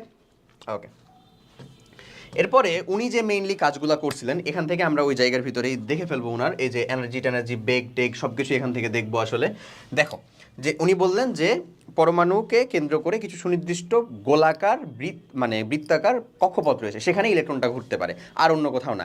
এই ইলেকট্রন ওখানে ঘুরে। হ্যাঁ, কক্ষপথ সম্পর্কে ধারণা উনি দিয়ে দিলেন। ওই ইলেকট্রনের কক্ষপথের ভিতরে তার কৌণিক ভরবেগ উনি সংজ্ঞায়িত করলেন। ওই কৌণিক ভরবেগ হবে হচ্ছে mvr সমান nh/2 এটা কার সূত্র থেকে, কার সূত্রের সাথে সাহায্য নিয়ে? প্ল্যাঙ্কের সূত্রের সাহায্য নিয়ে। ওকে, তারপরে উনি বলে দিলেন যে শক্তি স্তরে ধাপান্তর, মানে এই যে একটা ইলেকট্রন এটা তো এটা আর এটার সাপেক্ষে যদি চিন্তা করি, তাহলে এটা হচ্ছে উচ্চ শক্তি স্তর, এটা নিম্ন শক্তি স্তর। সো সে নিম্ন শক্তি স্তর থেকে উচ্চ শক্তি স্তরে যদি যায়, তাহলে কি করবে? শক্তি শোষণ করবে। হ্যাঁ, আবার যদি দেখা যায় যে নিম্ন শক্তি স্তর থেকে উচ্চ শক্তি স্তর থেকে নিম্ন শক্তি স্তরে সে আসছে, তাহলে কি করতে হবে ভাই? শক্তিটা বিকিরণ। এই দুইটা কাজ সে করতে পারে, শক্তি শোষণও করতে পারে, শক্তি বিকিরণ করতে পারে। তো এই যে শক্তির যেই পার্থক্য, এই যে শক্তি শোষণ বা বিকিরণে, del of E which is actually E2 minus E1, that is H nu. Nu মানে কি ভাই? কম্পাঙ্ক। আর এইচ কি? ম্যাক্স প্ল্যাঙ্কের ধ্রুবক। তাহলে hc/λ এরকমও করা যায়। এটাই কাজ করছে না, যে এখানে এফ দ্বারা প্রকাশ করা হয়েছে, এটাই হচ্ছে কি ভাই? আমার কম্পাঙ্ক। এটাকে নিউ দ্বারাও প্রকাশ করতে পারো তুমি, আমরা নিউ দ্বারা প্রকাশ করছি তো সেজন্য এটা লেখা আছে, এটাকে কম্পাঙ্ক বলা হয়। ক্লিয়ার? ওকে, কৌণিক ভরবেগ সংক্রান্ত ধারণা দিয়ে দিয়েছিলেন। এখন কোনো একটা নির্দিষ্ট কক্ষপথে ঘুরন্ত যে ইলেকট্রন আছে, সেই ইলেকট্রনের গতিবেগ, ওই কক্ষপথের ব্যাসার্ধ, ওই কক্ষপথের হচ্ছে বেগ, ব্যাসার্ধ এবং শক্তি বের করা যায়। ওই শক্তির পরিমাণটা এখানে দেওয়া আছে, আমি তোমাকে জাস্ট একটা স্লাইডের ভিতরে ওটাকে দেখাই দিব, তারপরেই বোর পরমাণু মডেলটা আমরা শুরু করব। তো বোর পরমাণু মডেলের বাংলা কথাবার্তা কিন্তু অনেকটাই আমাদের হয়ে গেছে, আমরা তারপরেও হচ্ছে তোমাকে কিছু সীমাবদ্ধতা নিয়ে পড়াবো ওটার, বুঝছো? আচ্ছা, তারপরে বোর পরমাণু মডেলের সীমাবদ্ধতা পড়ানোর পরে তারপরে ওটার কোশ্চেন দেখে আমরা এই জায়গাটাকে শেষ করব। ওকে, এখন এখান থেকে আমি যে জিনিসটা করাতে যাচ্ছি, যে জিনিসটা একটু লেস ইম্পর্টেন্ট বাট স্টিল চলে আসে মাঝে মধ্যে, সেরকম জিনিসটা হচ্ছে ভাইয়া, চলো আমরা দেই টপিকটা হচ্ছে ইলেকট্রনের সংক্রান্ত, যেটা বোর পরমাণু মডেল থেকে কিন্তু নিয়ে আসা হয়েছে, সংক্রান্ত রাশিমালা। আমি এখানে সবগুলো ডিরাইভ করে দেখাবো না, সেটার পক্ষপাতিত্ব আমি এখন না। হ্যাঁ, প্রয়োজন নাই আসলে ডিরাইভ করে দেখার, বাট আমি তোমাকে বলে দিচ্ছি কিভাবে এটা আসবে। ধরো এই তুমি হচ্ছে যে একটা কাজ করবা, সেটা হলো মানে প্রথমে আমাদেরকে যে জিনিসটা নির্ণয় করতে হবে ভাই, সেটা হচ্ছে ব্যাসার্ধ। সো ব্যাসার্ধ নির্ণয় করার জন্য দুইটা জিনিসকে ইকুয়াল করলেই হয়ে যায়, mv²/r।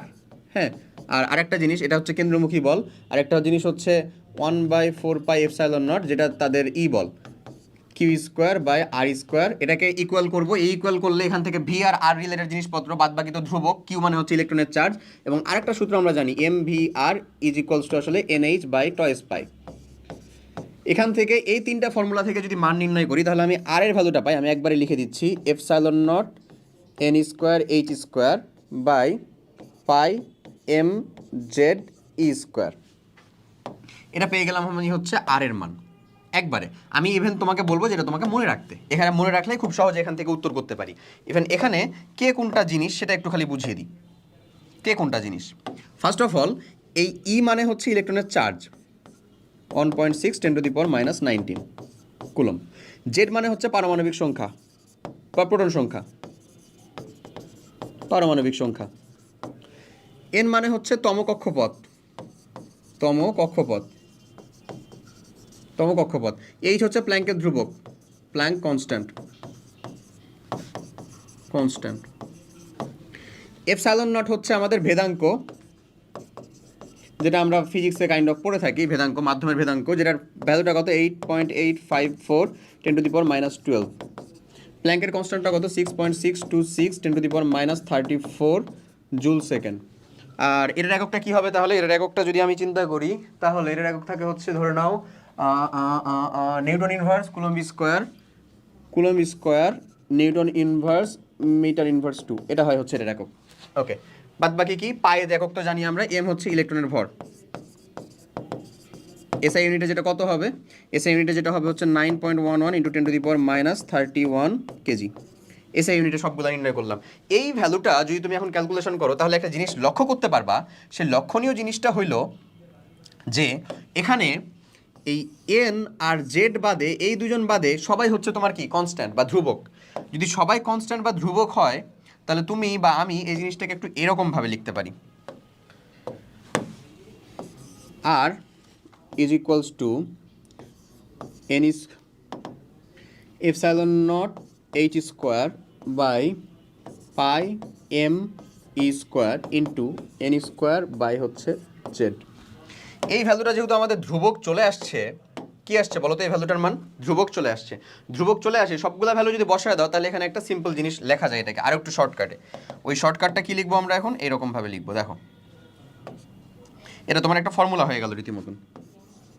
আর এনতম কক্ষপথের যে ব্যাসার্ধ সেটা সমান আমরা লিখতে পারি 0.53 অ্যাংস্ট্রম। একেবারে লিখে দিলাম, কিন্তু 53 × 10⁻10 মিটার হয় angstrom into N square by Z. দেখো তোমার ফর্মুলা হয়ে গেল, কিন্তু ফর্মুলা কিন্তু হয়ে গেল। এটা তোমার যে কোনো জায়গাতে তুমি কাজে লাগাতে পারবা, যে কোনো জায়গাতে। শর্টকাট হয়ে গেল একেবারে, যে কোনো জায়গাতে। ডান ডান, এটা মনে রাখবা। এই অ্যাংস্ট্রমটা কী ভা, মানে এখানে তোমার ক্যালকুলেশনের ভ্যালু যেটাই হবে। আমি ধরো তোমাকে বললাম এবার যে হিলিয়ামের দ্বিতীয় কক্ষপথ, হিলিয়ামের পারমাণবিক সংখ্যা কত ভাই বলো তো? 2। 2 মানে জেনের মানটা কত হবে? 2। দ্বিতীয় কক্ষপথ মানে কততম কক্ষপথ? এনের মানটা কত? 2। তাহলে উপরে হচ্ছে এন স্কোয়ার মানে 4 হয়ে যাচ্ছে, নিচে 2 মানে 2 2 কাটে গেল, আর এটা গুণ হয়ে যাবে। মানে তখন আমরা বলতে পারি 1.06 অ্যাংস্ট্রম। অ্যাংস্ট্রম মানে 1.06 × 10⁻10 মিটার। বলো একবারে বলো, করে দিলাম সব কিছু। এবার এই আর এর মানটা যদি আমরা এখানে নিয়ে এসে বসাই, M V R equals to N H by twice pi, এখানে নিয়ে এসে যদি বসাই, এই আর এর মানটা যদি আমরা এখানে নিয়ে এসে বসাই, তাহলে ভি রিলেটেড একটা রাশিমালা পাবো। ভি রিলেটেড রাশিমালা পাবো, যেটা আমি মনে রাখতাম না, আমি তোমাদেরকে বলবো, মনে রাখার প্রয়োজনীয়তা নাই। আর এর মানটা মনে রাখতে হবে এবং শক্তির মানটা মনে রাখতে হবে। শক্তির মানটা, এনার্জির মানটা আমি বলে দিচ্ছি। এনার্জির মানটা ঠিক এরকমভাবে বলে দিচ্ছি যে শর্টকাটের জায়গাটা মনে রাখতে হবে, কারণ ডেরিভেশন এখন দেখার আমাদের সময় না, বা পড়ারও সময় না, আমি বারবার বলতেছি কিন্তু। সো এনার্জি টোটাল ইটি বলতে পারো, হ্যাঁ, ইজ ইকুয়ালস টু হচ্ছে ই কে বা গতিশক্তি প্লাস হচ্ছে ইপি বা পটেনশিয়াল এনার্জি। গতিশক্তিটা হাফ অফ এম ভি দিয়ে স্কোয়ার দিয়ে আসবে, ভি এর মানটা এই যে এটা দিয়ে হবে, হ্যাঁ। বাট যেটা ইপি বা টোটাল এনার্জি যেটা পটেনশিয়াল, সেটা কিন্তু আমাদেরকে নিয়ে আসতে হবে হচ্ছে ই করে, ওই যে এই কি বলে যে টোটালটা প্রতিপাদন করে, মানে প্রতিপাদন করে বলতে কিসের প্রতিপাদন করে? ওই যে যে নামটা কি বলে, ইন্টিগ্রেশন করে। দূর মনে আসতেছে না, ইন্টিগ্রেশন করে। তো যাই হোক, তো গতিশক্তির জিনিসটা দেখো, এটা আর কি এরকম হয়, Z square by N square হবে, এটা হবে হচ্ছে -18। তাহলে এটা হবে হচ্ছে এরকম যে মাইনাস থাকে একটা 2.18 × 10⁻18, এটা কিন্তু জুলটা আমাদের দরকার, হ্যাঁ, into N square by Z square. এটাই হচ্ছে তোমাদের এনতম কক্ষপথের মোট এনার্জি।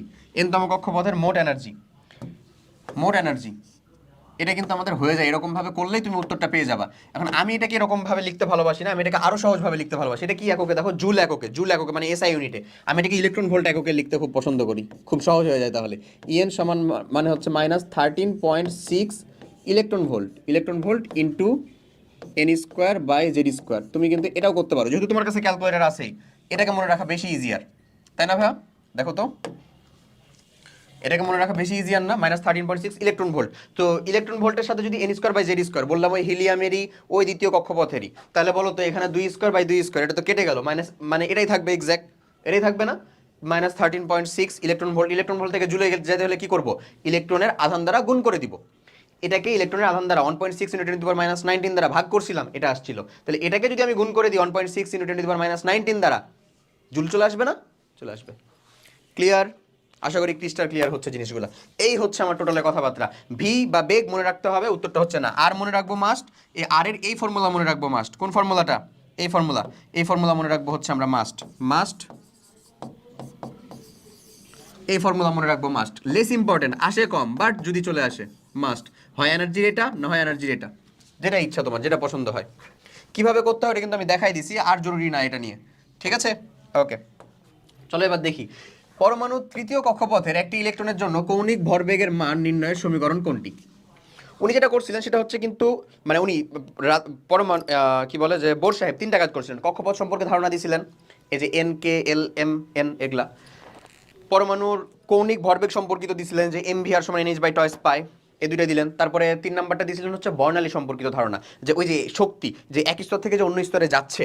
এই যে এখানে আমি তোমাকে যে একটা জিনিস দেখাইলাম, দেখো যে এক শক্তি স্তর থেকে যখন অন্য শক্তি স্তরে যাচ্ছে, এই যে শক্তির যে একটা পার্থক্য ক্রিয়েট হচ্ছে, এটার জন্য H nu H C by lambda, দেখো এই শক্তির পার্থক্যের দরুন আমি একটা কিসের মান পাচ্ছি, তরঙ্গ দৈর্ঘ্যের মান পাচ্ছি।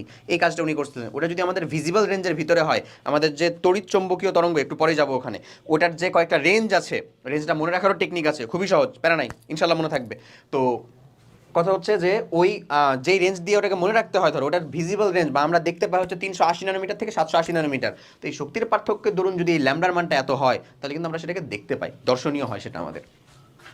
ওকে, তো এই হচ্ছে ইন টোটালে কথাবার্তা। এখন প্রথমে বললাম যে পরমাণু তৃতীয় কক্ষপথের একটি ইলেকট্রনের জন্য কৌণিক ভরবেগ mvr সমান NH by twice pi, NH by twice pi. এখন বলো তো তৃতীয় কক্ষপথ মানে n এর মানটা কত, 3, তার মানে এটা কত হবে আসলে 3h বাই 2 পাই, এরকমই হবে না? তৃতীয় কক্ষপথেরটা শেষ, তাহলে 3h বাই 2 পাই, এই যেখানে আছে না mvr সমান 3h বাই 2 পাই সি।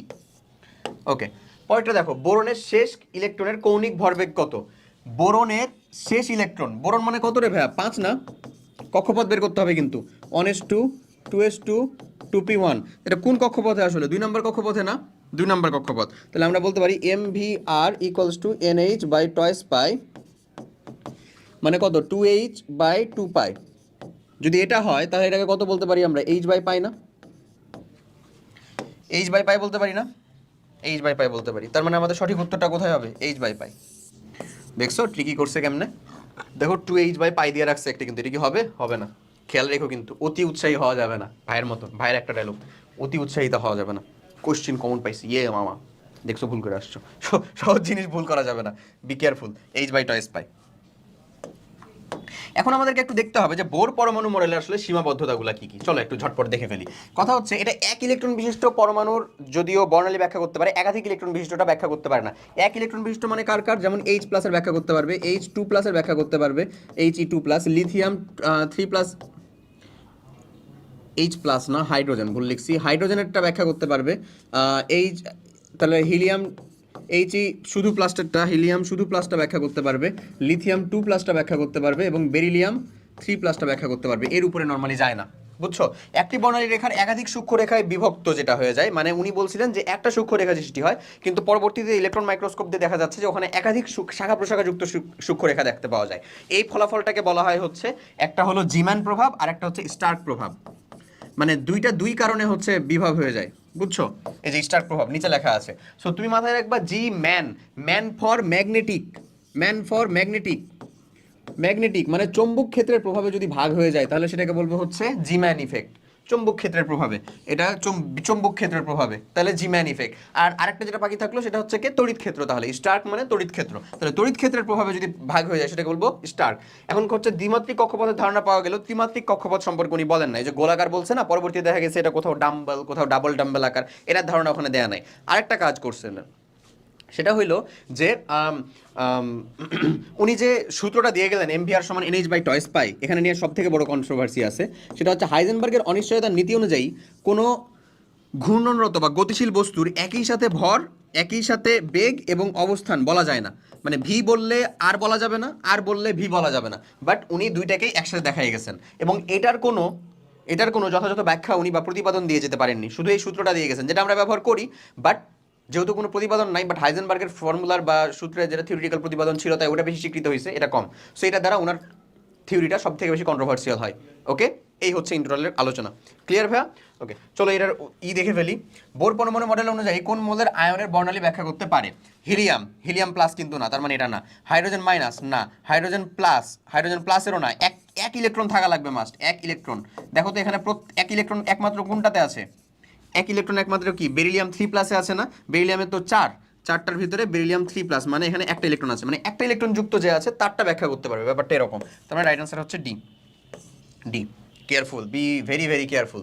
ওকে, এরপরে দেখো পরমাণুর স্থায়িত্ব ব্যাখ্যায় উদ্দীপকের মডেলটি রাদারফোর্ড পরমাণু মডেলের থেকে অধিক ফলপ্রসূ কেন?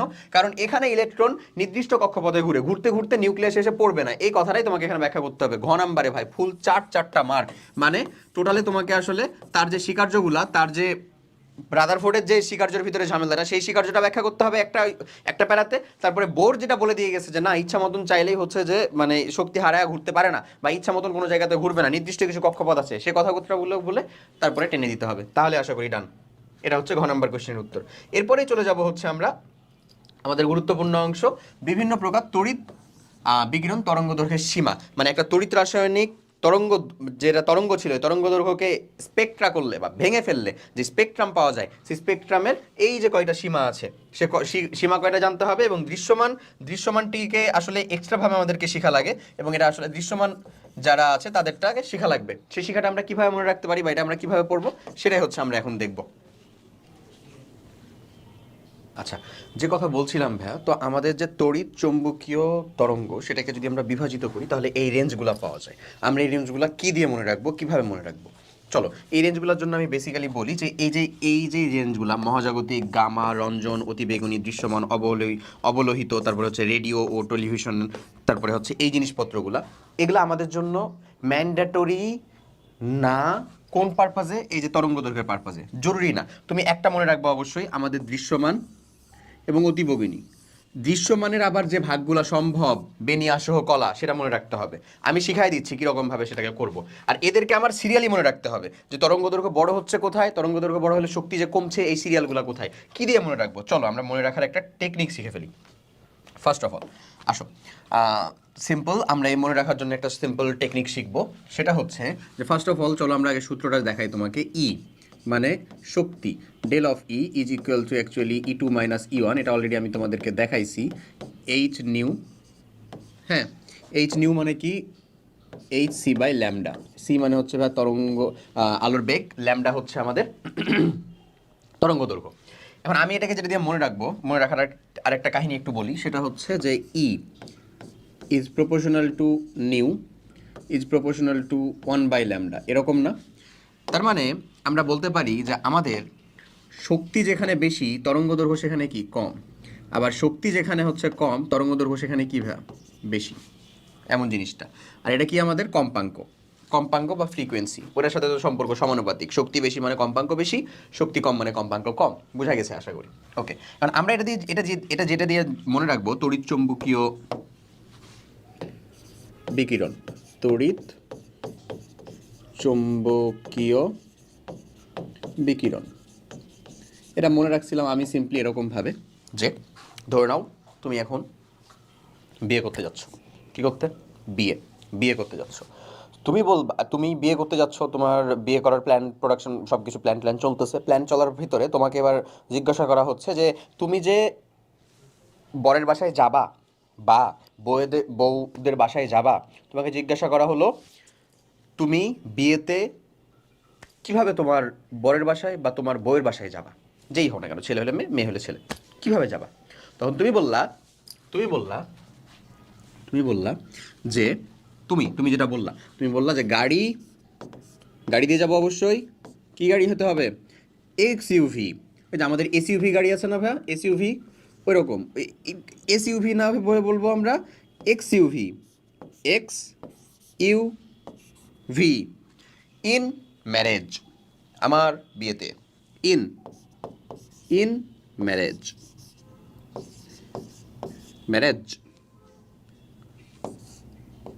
আলাদাভাবে লিখতেছি, মনে করো না। ম্যারেজ, গাড়ি, XUV, in marriage.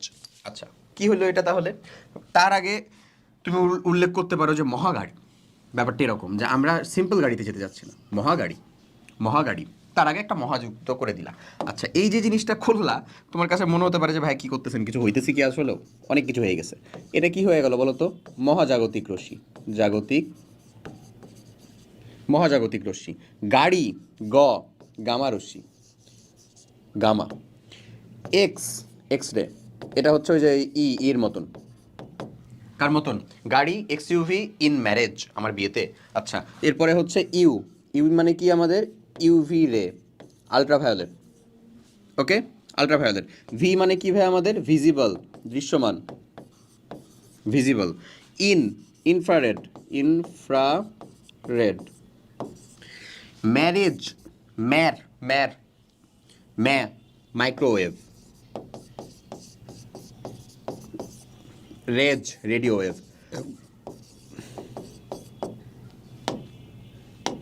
Done done না, শেষ। এখন যত তুমি উপর থেকে নিচে আসতেছো তত কি ঘটতেছে আমি বলে দিই। উপর থেকে যখন নিচে আসতেছো তখন ল্যামডা বাড়ছে, তরঙ্গ দৈর্ঘ্য কি হচ্ছে ভাইয়া, বাড়ছে উপর থেকে নিচে আসলে। তার মানে কি হচ্ছে, শক্তি কমছে। এই ইনফরমেশনগুলো তোমার দরকার। শক্তি মানে ই কমছে, ল্যামডা বাড়ছে, শক্তি কমছে কি উপর থেকে নিচে আসলে। বাস ডান। এখন এর ভিতরে তোমাকে যেটা জানা লাগবে সেটা হচ্ছে এই যে আমাদের 380 থেকে 780 ন্যানোমিটার হয় কে ভিজিবল, 380 থেকে 780 ন্যানোমিটার এটা হয় হচ্ছে ভাই ভিজিবল। ভিজিবল রেটা হয় হচ্ছে এরকম। ভিজিবল আলারা আবার কাহিনী করে, কি কাহিনী করে, বেনি আসহ কলা কাহিনী করে। বেনি আসহ কলা, বেগুনি, এটা আবার মনে রাখা লাগে। এটা কিন্তু স্পেসিফিক চলে আসে যে কে কোনটা কালার, বেগুনি, আসমানি, বেনি, সরি বেনি, বেগুনি, নীল, আসমানি, বেনি সবুজ, হলুদ, কমলা, লাল। আচ্ছা, এখানে কি ঘটনা ঘটে, এখানে ঘটনা ঘটে হচ্ছে এরকম যে বেনি আসহ কলা, বেনি আসহ কলার ভিতরে এই রেঞ্জটা তোমাকে মনে রাখতে হবে। হ্যাঁ চলো আমরা সারা দিয়ে লিখে ফেলি। তো শুরুটা হচ্ছে কি 380 থেকে। তুমি একটা জিনিস মাথায় রাখবা যে 380 থেকে যখন শুরু হয়, 380 থেকে 447 ন্যানোমিটার যাবে। 380 থেকে প্রথমটা 447 ন্যানোমিটার, ঠিক আছে এরকম। পরেরটা 447 থেকে, ভুল বললাম, বেনি আসহ কলা থেকে 424 ন্যানোমিটার। কত, 424 ন্যানোমিটার বা 424 বা 427 ন্যানোমিটার এরকম বলে। আচ্ছা, তারপরে 424 থেকে যাই হচ্ছে 450 ন্যানোমিটার। কে, এই যে প্রথম দুইটা মনে রাখলা, আসমানি একেবারে পরেরটা 50 ঘর বাড়বে 500 ন্যানোমিটার। পরেরটা সবুজ সব থেকে বেশি ভাইয়া, 500 থেকে 575, পুরা 75 রেঞ্জের। তারপরেরটা হচ্ছে হলুদ সব থেকে কম ভাইয়া, 575 থেকে 590 রেঞ্জ, মাত্র 15 রেঞ্জ, বুঝছো। তারপরে কমলা 590 থেকে 647 ন্যানোমিটার। তারপরে হচ্ছে লাল হচ্ছে বাকিটুকু 647 থেকে 780। তো এটা আমি এরকমভাবেই সিম্পলি মনেই রাখি, এবং বেনি আসহ কলা দিয়ে মনে রাখার পরে তুমি জাস্ট খালি সিম্পলি ড্রাইভ করে দিলেই হইছে। এই যেটা এই দুইটা আমার হচ্ছে হুক পয়েন্ট, এই দুইটা হলো ভাই আমার হুক পয়েন্ট। যে এই আসমানি না, সবুজ সব থেকে বেশি 500 থেকে 575, এটা আমরা মনে রাখি। হলুদ 575 থেকে 590 সব থেকে কম। তাহলে বাকি উপরের তিনটা আর বাকি নিচের দুইটা অটোমেটিক্যালি চলে আসে, এটা এক দুইবার পড়লেই চলে আসবে। তো এই হচ্ছে তোমার কথাবার্তা। তাহলে তুমি যখন এখান থেকে এখানে নামবা তখন দেখবা যে তোমার তরঙ্গ দৈর্ঘ্যটা বাড়তেছে, তার মানে তোমার শক্তির পরিমাণটা কমবে। এখন এই যে ইউভির রেঞ্জটাও আমরা মনে রাখতে পারি। ইউভিটা হচ্ছে আসলে 20 ন্যানোমিটার থেকে, আলট্রাভায়োলেটটা তো 20 ন্যানোমিটার থেকে 20 থেকে 380 ন্যানোমিটার, এই রেঞ্জটা হয় হচ্ছে ইউভি। এর পরেরগুলো কিন্তু আরও কমবে, দেখো এর পরেরগুলো আরও কমে। এই যে ধরো 10 থেকে 380 বলতেছে, তারপরে 0.01 থেকে 10 ন্যানোমিটার, তারপরে 0.0005 থেকে 0.01 ন্যানোমিটার, এরপরে তার থেকেও ছোটো সেটা হচ্ছে মহাজাগতিক, তারপরে গামা, তারপরে এক্স রে, তারপরে অতিবেগুনি, তারপরে দৃশ্যমান, অবলোহিত, তারপরে হচ্ছে মাইক্রোওয়েভ, এটা এখানে অ্যাড হয় না আর কি, মাইক্রোওয়েভ, তারপরে রেডিও, তারপরে এই বাস শেষ। এরপরে দেখো আমি এখানে এটুকুও টেনে দিয়েছি, যেটুকু তোমার এখানে আমির কথা বললাম যে কীভাবে মনে রাখবা, 380 থেকে 424 এভাবে শুরু হচ্ছে। ক্লিয়ার? এটা এরকমভাবে আমরা মনে রাখবো। ওকে, এখন এখান থেকে যে বর্ণালী সংক্রান্ত প্রবলেম সেটা আমরা একটু পরে করব। কোন রশ্মিটির তরঙ্গ দৈর্ঘ্য অধিক, UV, X ray, microwave, IR? তো আমরা কি জানি বলো তো, গাড়ি, মানে গামা তো নাই। তারপরে ছিল হচ্ছে এক্স ইউভি, এসইউভি গাড়ি মানে হচ্ছে x UV, X ray, UV, তারপরে হচ্ছে ইউভি, তারপরে ভিজিবল। এদিকে যত আমরা যাবো তত কি তরঙ্গ দৈর্ঘ্য বাড়তেছে না, তরঙ্গ দৈর্ঘ্য বাড়তেছে। তারপরে ইন ম্যারেজ, ইন ছিল হচ্ছে আইআর, তারপরে ছিল ম্যারেজ মাইক্রোওয়েভ, বুঝতেছো। তারপরে ছিল আবার কি রেজ মানে কি রেডিও ওয়েভ, তো রেডিও ওয়েভ তো নাই, তাহলে সর্বোচ্চ কি মাইক্রোওয়েভ, তার মানে কত, সি। রাইট আনসারটা কি সি। ওকে, দেখো কোন বিকিরিত রশ্মির তরঙ্গ দৈর্ঘ্য সব থেকে বেশি, তরঙ্গ দৈর্ঘ্য আবার বলতেছে মহাজাগতিক, এক্স রে, ইউভি, ভিজিবল রে। অবশ্যই সবগুলোর ভিতরে ভিজিবল রে না, ভিজিবল রে লিস্ট অনুযায়ী দেখো ভিজিবল রে মিলতে বাধ্য। এরপরেই চলে আসবো হচ্ছে আমরা বর্ণালীতে। বর্ণালী, ওকে, বর্ণালী কি? বর্ণালী হতে পারে, বর্ণালী হচ্ছে বর্ণের সমাহার। সিম্পল বাংলা ভাষায় বলতে গেলে বর্ণের সমাহার। এটাকে এছাড়াও বলা যায় যে যদি আমরা শক্তিকে তরঙ্গ দৈর্ঘ্যের সাপেক্ষে আসলে মানে আমাদের করি, গ্রাফে প্লট করি, তাহলে যেই রেখাগুলো দেখতে পাওয়া যায় সেগুলোই হচ্ছে আমাদের বর্ণালী, কাইন্ড অফ এইটা। ওকে, শক্তি শোষিত হওয়ার পরে শক্তি বিকিরিত হলে যে তরঙ্গ দৈর্ঘ্যের আলো সৃষ্টি হয় সেটাই হচ্ছে আমার বর্ণালী, এবং সেই অনুযায়ী কালারফুল হতে পারে সে। ওকে, আচ্ছা, তো বিকিরিত শক্তি কোনটা? যেটা উচ্চ কক্ষপথ থেকে নিম্ন কক্ষপথে আসে। এমন ছিল না ঘটনাটা? এমনটাই ছিল। এখন বর্ণালীর সূত্রের সমীকরণ মেইনলি এই যে এইটা কই থেকে আসে, এই সময় তোমাকে প্রতিপাদনের কিচ্ছু লাগবে না, এগুলা মানে মাথায় নেওয়ারই প্রয়োজন নাই।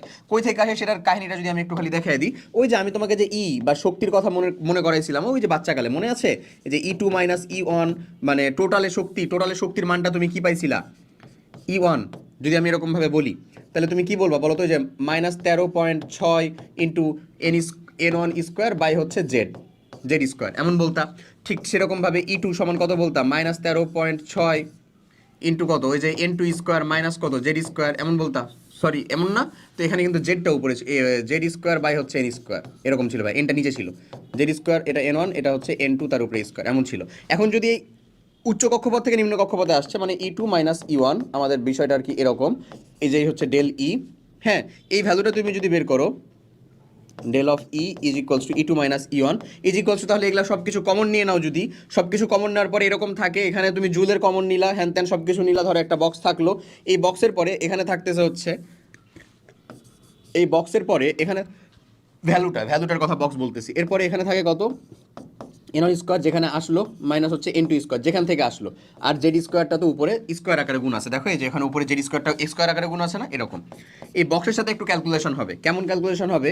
ই সমান আমরা জানি কি এইচ নিউ, বা বলতে পারি এইচ সি বাই ল্যামডা। এখন এখানে 1/ল্যামডাটাকে রাখবো, বাদ বাকিগুলোকে আমরা ডান দিকে পার করে দিব। বুঝছো জিনিসটা? তো যদি বার করে দিই, তাহলে এখানে থাকে কত? 1/ল্যামডা ইজ ইকুয়ালস টু, এই বক্সের সাথে এই এইচ সিটা যদি গুণ হয়ে যায় এদিকে, তাহলে যে ক্যালকুলেশনটা থাকে সেটা থাকে হচ্ছে এখানে 109,678 109,678 into 1/N1 square minus 1/N2 square into Z square, এরকম। ওকে ভাইয়া, এখন এই যে এইটাকেই বলা হয় হচ্ছে রিডবার্গ কনস্ট্যান্ট বা RH, ক্লিয়ার? আর এই 1/ল্যামডাটাকে বলা হয় হচ্ছে নিউ বার বা তরঙ্গ সংখ্যা।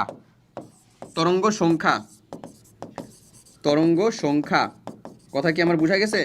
ক্লিয়ার? তরঙ্গ সংখ্যা বলা হয় এটাকে, 1/ল্যামডাটাকে বলা হয় নিউ বার বা তরঙ্গ সংখ্যা, এই জিনিসটাই হচ্ছে এখানে। সো এটাকেই বলতেছি আমরা RH বা Rydberg constant. So that's why in total আমি সমীকরণটা এখন লিখতে পারি সুন্দর মতন, যেটাকে সেটা হচ্ছে রিডবার্গ কনস্ট্যান্টের ভ্যালু কত? 109,678 সেন্টিমিটার ইনভার্স। আমি যাচ্ছি সেখানে, ওটাকে আমরা যেভাবে লিখতে পারবো সেটা হচ্ছে এরকম। এই ইন টোটালে তাহলে আমরা লিখবো হচ্ছে nu bar is equals to হচ্ছে আমাদের 1/ল্যামডা is equals to RH Rydberg constant 1/N1 তার স্কোয়ার মাইনাস 1/N2 তার স্কোয়ার ইন্টু হচ্ছে জেড স্কোয়ার। যেহেতু হাইড্রোজেন পারমাণবিক বর্ণালী সব থেকে বেশি আসে, তাহলে জেড স্কোয়ারের মানটা সবসময় অনই হয়ে যায়। ওকে, এখানে RH এর মানটা কোনটা? RH এর মানটা কোনটা? আমি এখানে কিন্তু বেশ কিছু প্রবলেম তোমাদেরকে দেখাবো ভাই, অনেক জরুরি। RH এর মানটা হচ্ছে 109,678। অনেকে এটা মিটার দিয়ে মনে রাখে, নো প্রবলেম, এটা তোমার উপরে ইচ্ছা। আচ্ছা, আর N1 মানে কি? যেখানে আসলো ইলেকট্রনটা। N2 মানে কি ভাইয়া? যেখান থেকে আসলো। বর্ণালীতে আমি কয়েকটা টাইপ করাই দিচ্ছি, এই টাইপের বাইরে তোমার থিওরিটিক্যাল কোশ্চেন আসবে না, একেবারে হুবহু লিখে দিতে পারো, ঠিক আছে? তো এই টাইপের বাইরে আসবে না। গরম লাগতেছে ভাই, একটু এসিটা কমাই দিই। ওকে, চলো আমরা টাইপগুলো দেখে ফেলি তাহলে। ফার্স্টে যেটা বর্ণালীর, চলো টাইপ 1, ইজিয়ার টাইপ, সব থেকে ইজিয়েস্ট টাইপ যেটা, সেটাই হচ্ছে আমাদের টাইপ 1। টাইপ 1-এ বলা হচ্ছে N1 N2 দেওয়া আছে, N1ও দেওয়া আছে, N2ও দেওয়া আছে। তোমাকে এখন কম্পাঙ্ক বের করতে বলতে পারে, কম্পাঙ্ক, শক্তি, তরঙ্গ দৈর্ঘ্য, তরঙ্গ সংখ্যা, যে ইচ্ছা সেটা বের করতে বলতে পারে। তরঙ্গ সংখ্যা আমি উদাহরণ দিচ্ছি, তোর উদাহরণে তুমি চিন্তা করে নাও যে ধরে নাও আমাদের N1 N2 কোথা থেকে কোথায় আসতেছে, ধরে নাও হলো যে 4 থেকে 2 আসতেছে, তার মানে N2 এর মান কত? 4, N1 এর মান কত? 2। এখন আমাদেরকে এখানে যে জিনিসটা শিখতে হবে, অবশ্যই অবশ্যই শিখতে হবে যেটা, সেটা হইল আমাদের, দেখো আমি দেখাই, হ্যাঁ, হাইড্রোজেন পরমাণুর বর্ণালিতা, হাইড্রোজেনেরটা মাস্ট বি শিখতে হবে, এবং হাইড্রোজেনের প্রত্যেকটা স্তরের নাম আছে ভাই, তো এই নামগুলো আমাদেরকে শিখতে হবে। কয়টা হয়েছে রে? 1 2 3 4, 4টা হয়েছে।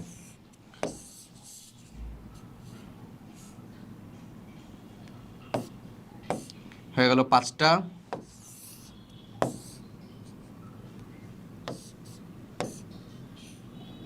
6টা। আচ্ছা, তো চলে আসো, প্রত্যেকটা যদি আমরা একটু নামটা শিখে ফেলি। এই যে যেটা এন অনের মানটা হচ্ছে 1, সেটা হচ্ছে আমাদের এন এর মানটা, এন 1 না, এন এর মানটা যেখানে হচ্ছে 1, সেটা হচ্ছে আমাদের লাইমেন, আমরা কিন্তু জানি এটা লাইমেন। তারপরে যেটা আমার 2 সেটা হচ্ছে বামার, যেটা আমার 3 সেটা হচ্ছে পাশ্চেন,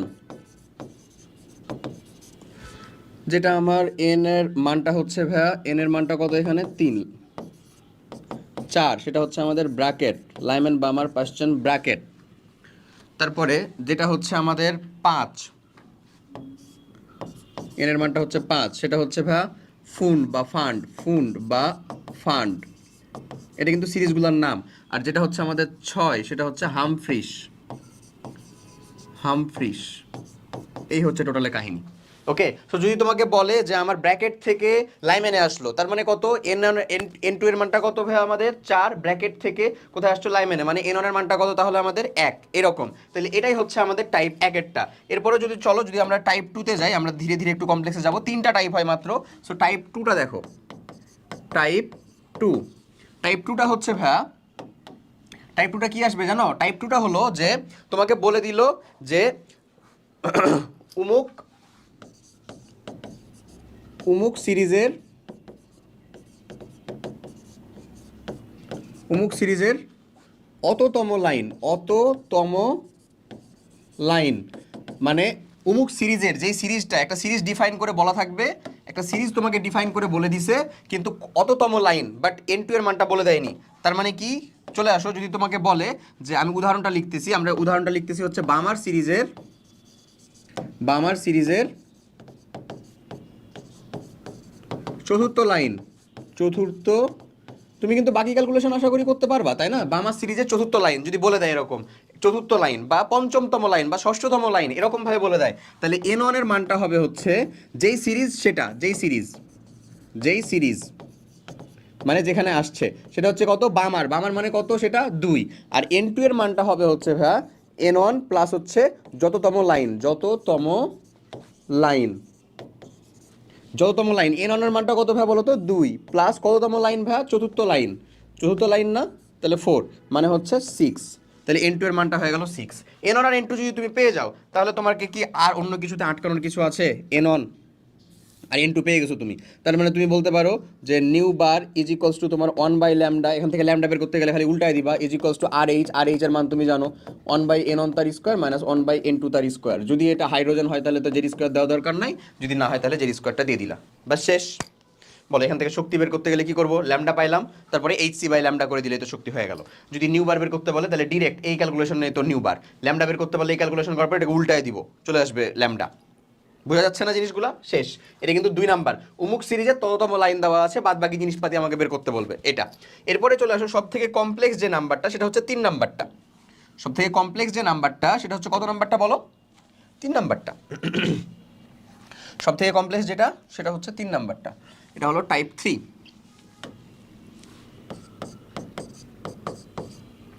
টাইপ 3, টাইপ 3টা যেটা এখানে বলে সেটা হলো যে এখানে একটার মান দেয়া থাকবে বাট আরেকটার মান দেয়া থাকবে না, মানে n1/n2 এরকম একটা মান দেয়া থাকবে, হ্যাঁ, বলবে যে অমুক সিরিজের,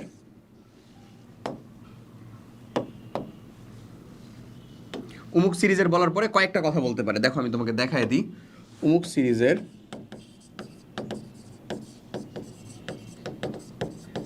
সিরিজের জন্য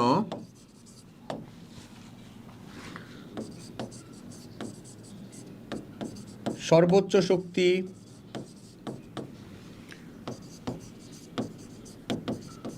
সর্বোচ্চ সর্বোচ্চ কম্পাঙ্ক, সর্বোচ্চ তরঙ্গ সংখ্যা,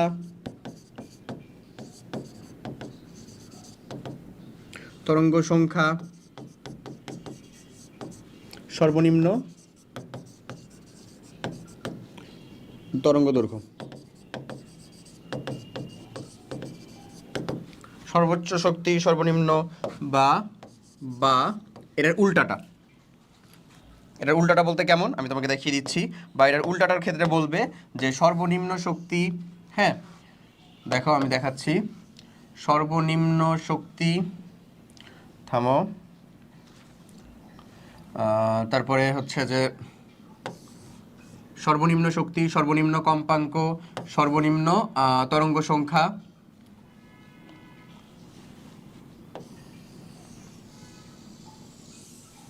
হ্যাঁ এই দেখো দেখি এই রকম এর তিনটা সর্বনিম্ন, হ্যাঁ এই তিনটা, বা এখানে বলবে যে সর্বোচ্চ কি, এখানে বলবে হচ্ছে সর্বোচ্চ, এখানে আবার বলতে পারে হচ্ছে সর্বোচ্চ কি বলতে পারে, সর্বোচ্চ তরঙ্গ দৈর্ঘ্য। দেখো আমি বুঝাই, বুঝতে পারবা তাহলে আশা করি। আমার যেহেতু স্মার্ট বোর্ড না, আমি একটু সুবিধা নিচ্ছি। যে কোনো একটা, এগুলার যে কোনো একটা বলবে, যে কোনো একটা ভাই, এগুলার যে কোনো একটা বলবে, এটা যে কোনো একটা, এটা যে কোনো একটা, যে কোনো একটা, এটা যে কোনো একটা, এটা যে কোনো একটা, এটা যে কোনো একটা। এখানে দেখো অমুক সিরিজের যেহেতু বলা আছে, তার মানে n1 এর মানটা তোমার কাছে গিভেন, বাট n2 এর মানটা কত এটা দেওয়া নাই, এটা এই লিস্ট থেকে আমাদেরকে বের করতে হবে। ঠিক আছে, আমি বাংলা হিসেবে বুঝিয়ে দিচ্ছি, কমপ্লেক্সলি আমার কিচ্ছু নাই, আমি তোমাকে বলে দিচ্ছি সব কিছু, একটু ওয়েট খালি। এখন এই সব কয়টা কথাই কিন্তু আসলে সত্য। কিভাবে সত্য আমরা কিন্তু অলরেডি তোমাকে দেখাইছি যে আমাদের এনার্জির সাথে এদের সম্পর্কটা কেমন। বলো তো এর সম্পর্কটা কেমন? Is proportional to nu, is proportional to nu bar, is proportional to 1/λ, এমন না সম্পর্কটা? তো ভাইয়া আমার কথা বলো, সম্পর্ক যদি এটা হয়, এটা অ্যাডমিশন টেস্টের জন্য কিন্তু এই টাইপটা ভেরি ভেরি ইম্পর্টেন্ট। সম্পর্ক যদি আমার এটাই হয়, সর্বোচ্চ শক্তি যেখানে, সর্বোচ্চ কম্পাঙ্ক সেখানে, সর্বোচ্চ তরঙ্গ সংখ্যাও সেখানে, সর্বনিম্ন কি সেখানে, তরঙ্গ দৈর্ঘ্য। কারণ তরঙ্গ দৈর্ঘ্যটা এই তিনজনের সাথে অবশ্যই ইনভার্সলি প্রপোর্শনাল। ঠিক একই রকমভাবে সর্বনিম্ন শক্তি যেখানে, সর্বনিম্ন কম্পাঙ্ক সেখানে, সর্বনিম্ন তরঙ্গ সংখ্যা সেখানে, তরঙ্গ দৈর্ঘ্যটা কী হবে সেখানে, সর্বোচ্চ হবে।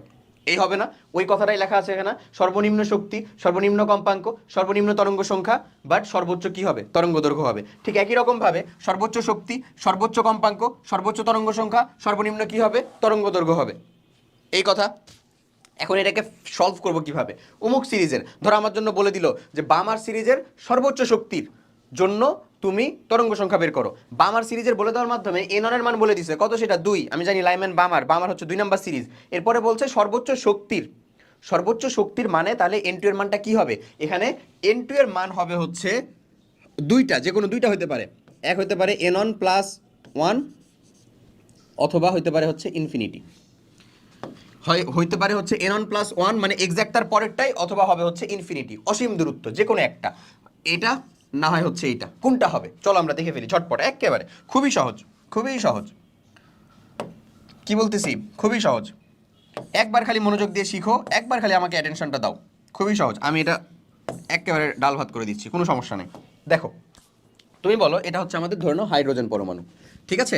এইখানে আছে হচ্ছে ভাই আমাদের ইলেকট্রন, বা এখানে আসবে হচ্ছে আমাদের ইলেকট্রন, ধরে নাও এখানে ইলেকট্রনটা আসতেছে।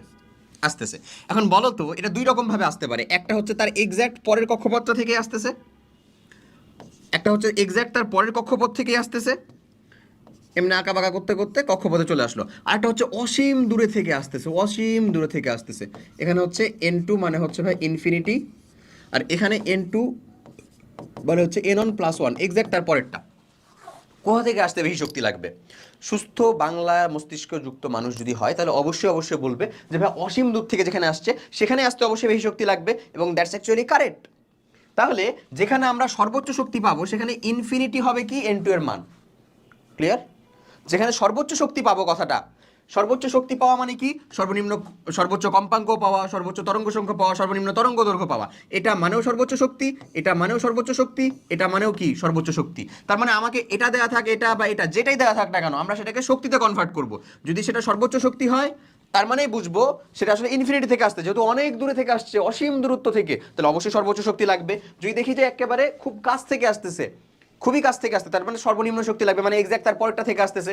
তো সর্বনিম্ন শক্তি বলুক, বা সর্বনিম্ন কম্পাঙ্ক, বা সর্বনিম্ন তরঙ্গ সংখ্যা বলুক, বা সর্বোচ্চ তরঙ্গ দৈর্ঘ্য বলুক, সেটার মানে কি সর্বনিম্ন শক্তি আসলে আমরা সেটাকে যেটাই ইনফরমেশন দেওয়া থাকবে আমরা সেটাকে শক্তিতে কনভার্ট করে ফেলবো প্রথমে কোনটা দিয়ে এই যে এই প্রয়োজনে এই ফর্মুলাটা দিয়ে অথবা আমি তো এখানে লিখেই রাখছি এটা দিয়ে তো ওইটার উপর ভিত্তি করে আমার এন টু এর মানটা হয়ে যাবে হয় ইনফিনিটি আর না হলে এন অন প্লাস ওয়ান চলো ঝটপট একটা এক্সাম্পল দিয়ে বুঝাই দিই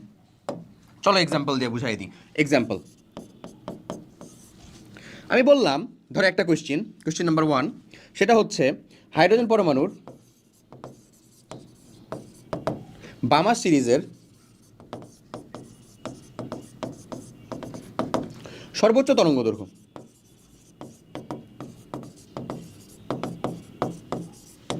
বের করো ঠিক আছে সর্বোচ্চ তরঙ্গ দৈর্ঘ্য বের করো একটা বললাম আবার আরেকটা কোশ্চেন বললাম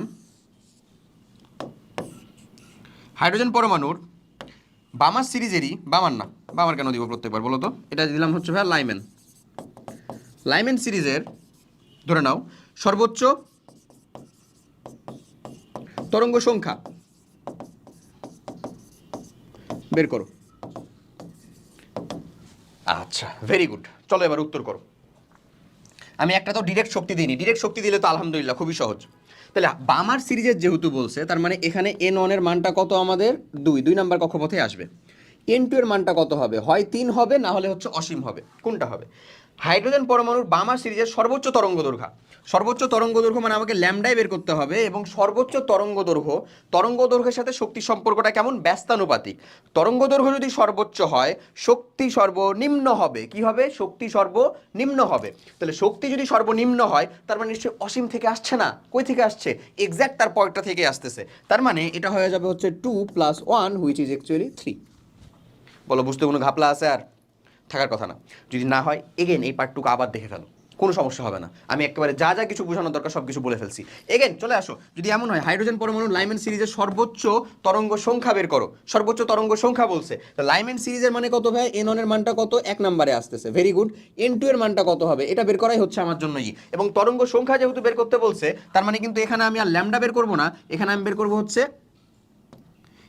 করবো কি ভাই নিউ বার বের করবো নিউ বার ক্লিয়ার আচ্ছা তো যদি এই জিনিসটা বের করতে হয় চলো আমরা এখানে বলে দিই এন ওয়ানের মানটা অন এন টু এর মানটা কত হবে এখান থেকে চলো বের করে ফেলি কিভাবে হবে সর্বোচ্চ তরঙ্গ সংখ্যার সাথে শক্তির সম্পর্কটা কেমন সমানুপাতিক তাহলে সর্বোচ্চ তরঙ্গ সংখ্যা মানে কি সর্বোচ্চ শক্তি মানে কি অসীম থেকে আসতেছে মানে হচ্ছে ইনফিনিটি বলো কোনো ঝামেলা আছে আর কোনো কনফিউশন থাকলো ক্লিয়ার না জিনিসটা ক্লিয়ার কি না এটা বসায় দাও তারপরে যে উত্তর আসে বের করে ফেলবা ডান অ্যান্ড ডাস্টেড যাকে বলে বলো পারা যাবে না বলো বুঝছো বুঝা গেছে কি ওকে উদাহরণ কোশ্চেন সলভ সব কিছু শেষ এখানেই এখন যদি তোমাকে একটা ক্যালকুলেশন করতে বলা হয় আশা করি ক্যালকুলেশনও করতে পারবা এটা দিয়ে এখন ক্যালকুলেশনে বসায় দিলেই খালি হয়ে যাবে ডান ওকে এটা ছিল হচ্ছে আমাদের বর্ণালী তাই না ওকে ডান চলো কিছু কোশ্চেন সলভ করি এবার ঝটপট ওকে অসীম দূরত্বের শক্তি স্তর থেকে একটা ইলেকট্রন চতুর্থ শক্তি স্তরে স্থানান্তরিত হলে বিকিরিত রশ্মি কোন সিরিজভুক্ত আরে বাবা এটা পড়াইনি কেন চলো পড়াই ফেলি দেখো কই রে বাবা এই যে এইখানে ওকে দেখো সিম্পল মাথায় রাখবা যে যেখান থেকে ধরো 1 নম্বর কক্ষপথ থেকে কি বর্ণালী দেখার জন্য 2 নম্বরে আসতে পারে উত্তরটা হচ্ছে না সব সময় হচ্ছে নিম্ন কক্ষপথে গেলে এটা দৃশ্যমান হবে কারণ এটা বিকিরণ বর্ণালী হচ্ছে 1 নম্বর থেকে 2 অবশ্যই যেতে পারে কিন্তু তখন শক্তি শোষণ ঘটে তার মানে নিশ্চয়ই দেখা যাবে না তখন সো তোমাকে এটা বলে রাখি আমি যে যদি আসলে n2 তে আসতেছে n = 2 এ আসে কোথাও থেকে তাহলে n1 এর মানটা হচ্ছে 2 n2 এর মানটা কত হবে বলো তো 3 4 5 ... যেটা ইচ্ছা সেটাই যদি 2 এ আসে তাহলে এটা হবে হচ্ছে যেই এলাকার সেটা হবে হচ্ছে বামার সিরিজের যেখান থেকে আসুক আসতে পারে কোথা থেকে যদি 2 এ আসে যদি এরকম হয় যে n1 = 1 এ আসছে এবং কোথা থেকে আসতে পারে n2 সমান হচ্ছে 2 3 ... ইচ্ছা মতন ওকে তাহলে এই সিরিজটা কি হয়ে যাবে ভাইয়া এই সিরিজটা হয়ে যাবে হচ্ছে ইউভি ভিজিবল না ইউভি ঠিক আছে এটা হয়ে যাবে হচ্ছে বামার সিরিজের তো এটা হয়ে যাবে দৃশ্যমান অঞ্চল আর যদি দেখা যায় যে হচ্ছে যে n একে আসতেছে মানে লাইমেন সিরিজে আসতেছে তাহলে হয়ে যাবে এটা কি এটা হবে যে ইউভি আর যদি দেখা যায় যে n1 মানে যেখানে আসতেছে সেটা হচ্ছে 3 হইতে পারে 4 হইতে পারে, 5 হইতে পারে, 6 হইতে পারে। তো এটা আসবে কোথা থেকে? ওই যে তার পরেরগুলা থেকে ধরো আসতেছে, তাহলে এটা হয়ে যাবে কি ভাই আইআর। এটা মাথায় রাখবা, আইআর। দেখো সিম্পল হিসাব, যদি একে আসে তাহলে ইউভি আসতেছে প্রথমটা। বামারে যদি আসে, যে কোনো জায়গা থেকে আসলো, বামারে ধরো অসীম থেকে আসলো, 2 4 4 যেখান থেকে আসলো, 2 নাম্বার কক্ষপথে বামার সিরিজটা সবসময় দৃশ্যমান হয়, এটা দৃশ্যমান হবে। এটা সব থেকে বেশি আসে, তো ওই জন্য এটাকে আমি আলাদাভাবে আইডেন্টিফাই করে দিচ্ছি, এটা দৃশ্যমান হবে, ঠিক আছে? ওকে, এন এর মানটা যদি এরকম হয় তাহলে এটা ইউভি হবে, আর যদি এটা এরকম হয় যে অন্য কোনো জায়গা থেকে আসলো, সেটা হয়ে যাবে কি আইআর। আইআর ভালো মতন মাথায় রাখবা, ইনফ্রারেড রে হয়ে যাবে, বাস শেষ। তাহলে এই উপরে, এটার উপর ভিত্তি করে আমি কিন্তু এই কোশ্চেনটা খুব ইজিলি সলভ করে ফেলতে পারি। অসীম দূরত্ব থেকে চতুর্থ শক্তি স্তরে আসলো, তাহলে সেটা কোনটা হবে? অবশ্যই আইআর। আর চতুর্থ শক্তি স্তর আমার কোনটা? Lyman, Balmer, Paschen, Brackett. তার মানে এটা কোন সিরিজের? ব্র্যাকেট সিরিজের। শেষ, ব্র্যাকেট। ক্লিয়ার? ওকে। আর কোন কোন এলাকার আলো হবে সেটার জন্য এটার কথা বলছিলাম। বর্ণালী বিকিরণ ক্ষেত্রে কোন সিরিজটি ব্যতিক্রম? দেখো, ব্র্যাকেট আসছে, পাশ্চেন আসছে, বামার আসছে, লাইম্যান, বামার, পাশ্চেন, ব্র্যাকেট আর হামফ্রেশ। এখন ব্যতিক্রম বলতে বলতে কি? দেখো তো, ব্র্যাকেট, পাশ্চেন, হামফ্রেশ সবাই কিন্তু আয়ার, বাট বামার যেটা সেটা কি আমাদের দৃশ্যমান না? দৃশ্যমান না, তার মানে এটাই কি ব্যতিক্রম না? ভালো করে বুঝো কিন্তু। দেখো কি কি একেবারে সেই একটা সেরা কোশ্চেন করছে কারারে বাবা তোরা, যশোর 23। দেখছো কোশ্চেনটা কি ছিল? মানে কোনটি ব্যতিক্রম। এখানে কিন্তু 4টাই সিরিজ। ব্যতিক্রম কোনটা? কিসের উপর ভিত্তি করে? দেখো, ব্র্যাকেটে যদি আসে তাহলে সেটা আয়ার তৈরি করে, আয়ার রেঞ্জের। প্যাশ্চেনে আসলেও আয়ার রেঞ্জের করে, বামারে আসলে করে হচ্ছে ভিজিবল, আর হামফ্রিসে আসলেও করে কি আয়ার। এটাই তো কথাই কি আমি বললাম না একটু আগে? এখানে কি এটার কথাই বললাম না? দেখো তো ভাইয়া, এই যে এটা কি করে? আয়ার করে। আয়ার কোনটাতে করতেছে? 3 4 5 যেটাতেই আসুক না কেন, 6 যেটাতেই আসুক, সেটা কি করবে? আয়ার করবে। ওই তো, তাহলে এখানে আসলে একমাত্র ব্যতিক্রম কে ভাইয়া? এই যে আমাদের বামার। তাহলে রাইট আনসারটা কোনটা হবে? দেখছো, বামার হইতে বাধ্য, হবে না কেন? হাইড্রোজেন পরমাণুর বর্ণালীর কোন সিরিজটি অতিবেগুনি অঞ্চলে দেখা যায়? অতিবেগুনি কার, কোন অঞ্চলের বলো? ইউভি দেখলাম না মাত্র, লাইম্যান, তার মানে লাইম্যান অঞ্চলে, ডি। দেখো লাইম্যান মিলবে, মিলতে 100 বাধ্য। হাইড্রোজেন পরমাণু বর্ণালীর বামার সিরিজের সর্বনিম্ন তরঙ্গ সংখ্যার বিকিরিত রশ্মি কোনটি? এ বল বল বল। দেখ, কোনো ক্যালকুলেশন করা নাই একেবারে। এটা কোন টাইপ 3 না? বল, টাইপ 3 না এটা? এমনিই করাইতেছি টাইপ 3 পুরা। দেখো বলে দিছে বামার সিরিজের, একটা সিরিজের বলে দিছে, তার মানে আমাদের এন এর মানটা বলো আমার সাথে সাথে বলো। এন এর মানটা কত হবে ভাই? 2। বামার সিরিজ যেহেতু, এন টু এর মানটা হবে হচ্ছে হয় 3 বা ইনফিনিটি। কোনটা নিব? কোনটা নিব? এই যে এখানে তার শর্তটা দেওয়া আছে, সর্বনিম্ন তরঙ্গ সংখ্যা। তরঙ্গ সংখ্যা, নট তরঙ্গ দৈর্ঘ্য। তরঙ্গ দৈর্ঘ্যের সাথে শক্তিটা, এখন এটা যেটাই থাকুক সেটাকে আমার শক্তিতে নিয়ে যেতে হবে। আমরা জানি সর্বোচ্চ শক্তি হলে ইনফিনিটি হবে, ইনফিনিটি থেকে আসতেছে, অনেক দূর থেকে আসতেছে, সর্বোচ্চ শক্তি লাগতেছে। আর সর্বনিম্ন শক্তি হলে ওখানকার কাছ থেকেই আসবে, কাছে থেকেই আসবে একেবারে। তাহলে হাবাই গেলাম বলতে বলতে। আচ্ছা যাই হোক, তাহলে দেখো এন টু এর মানটা হয় 3 হবে অথবা ইনফিনিটি হবে। এখন সর্বনিম্ন তরঙ্গ সংখ্যা বলছে, তরঙ্গ সংখ্যার সাথে শক্তি সম্পর্ক সমানুপাতিক। সর্বনিম্ন তরঙ্গ সংখ্যা মানে সর্বনিম্ন শক্তি। সর্বনিম্ন শক্তি মানে কি? এক্স্যাক্ট তার পরেরটা থেকে আসতেছে, তার মানে কারেক্ট কে? কারেক্ট কে? 3। কারেক্ট 3, ইনফিনিটি কারেক্ট না। শেষ।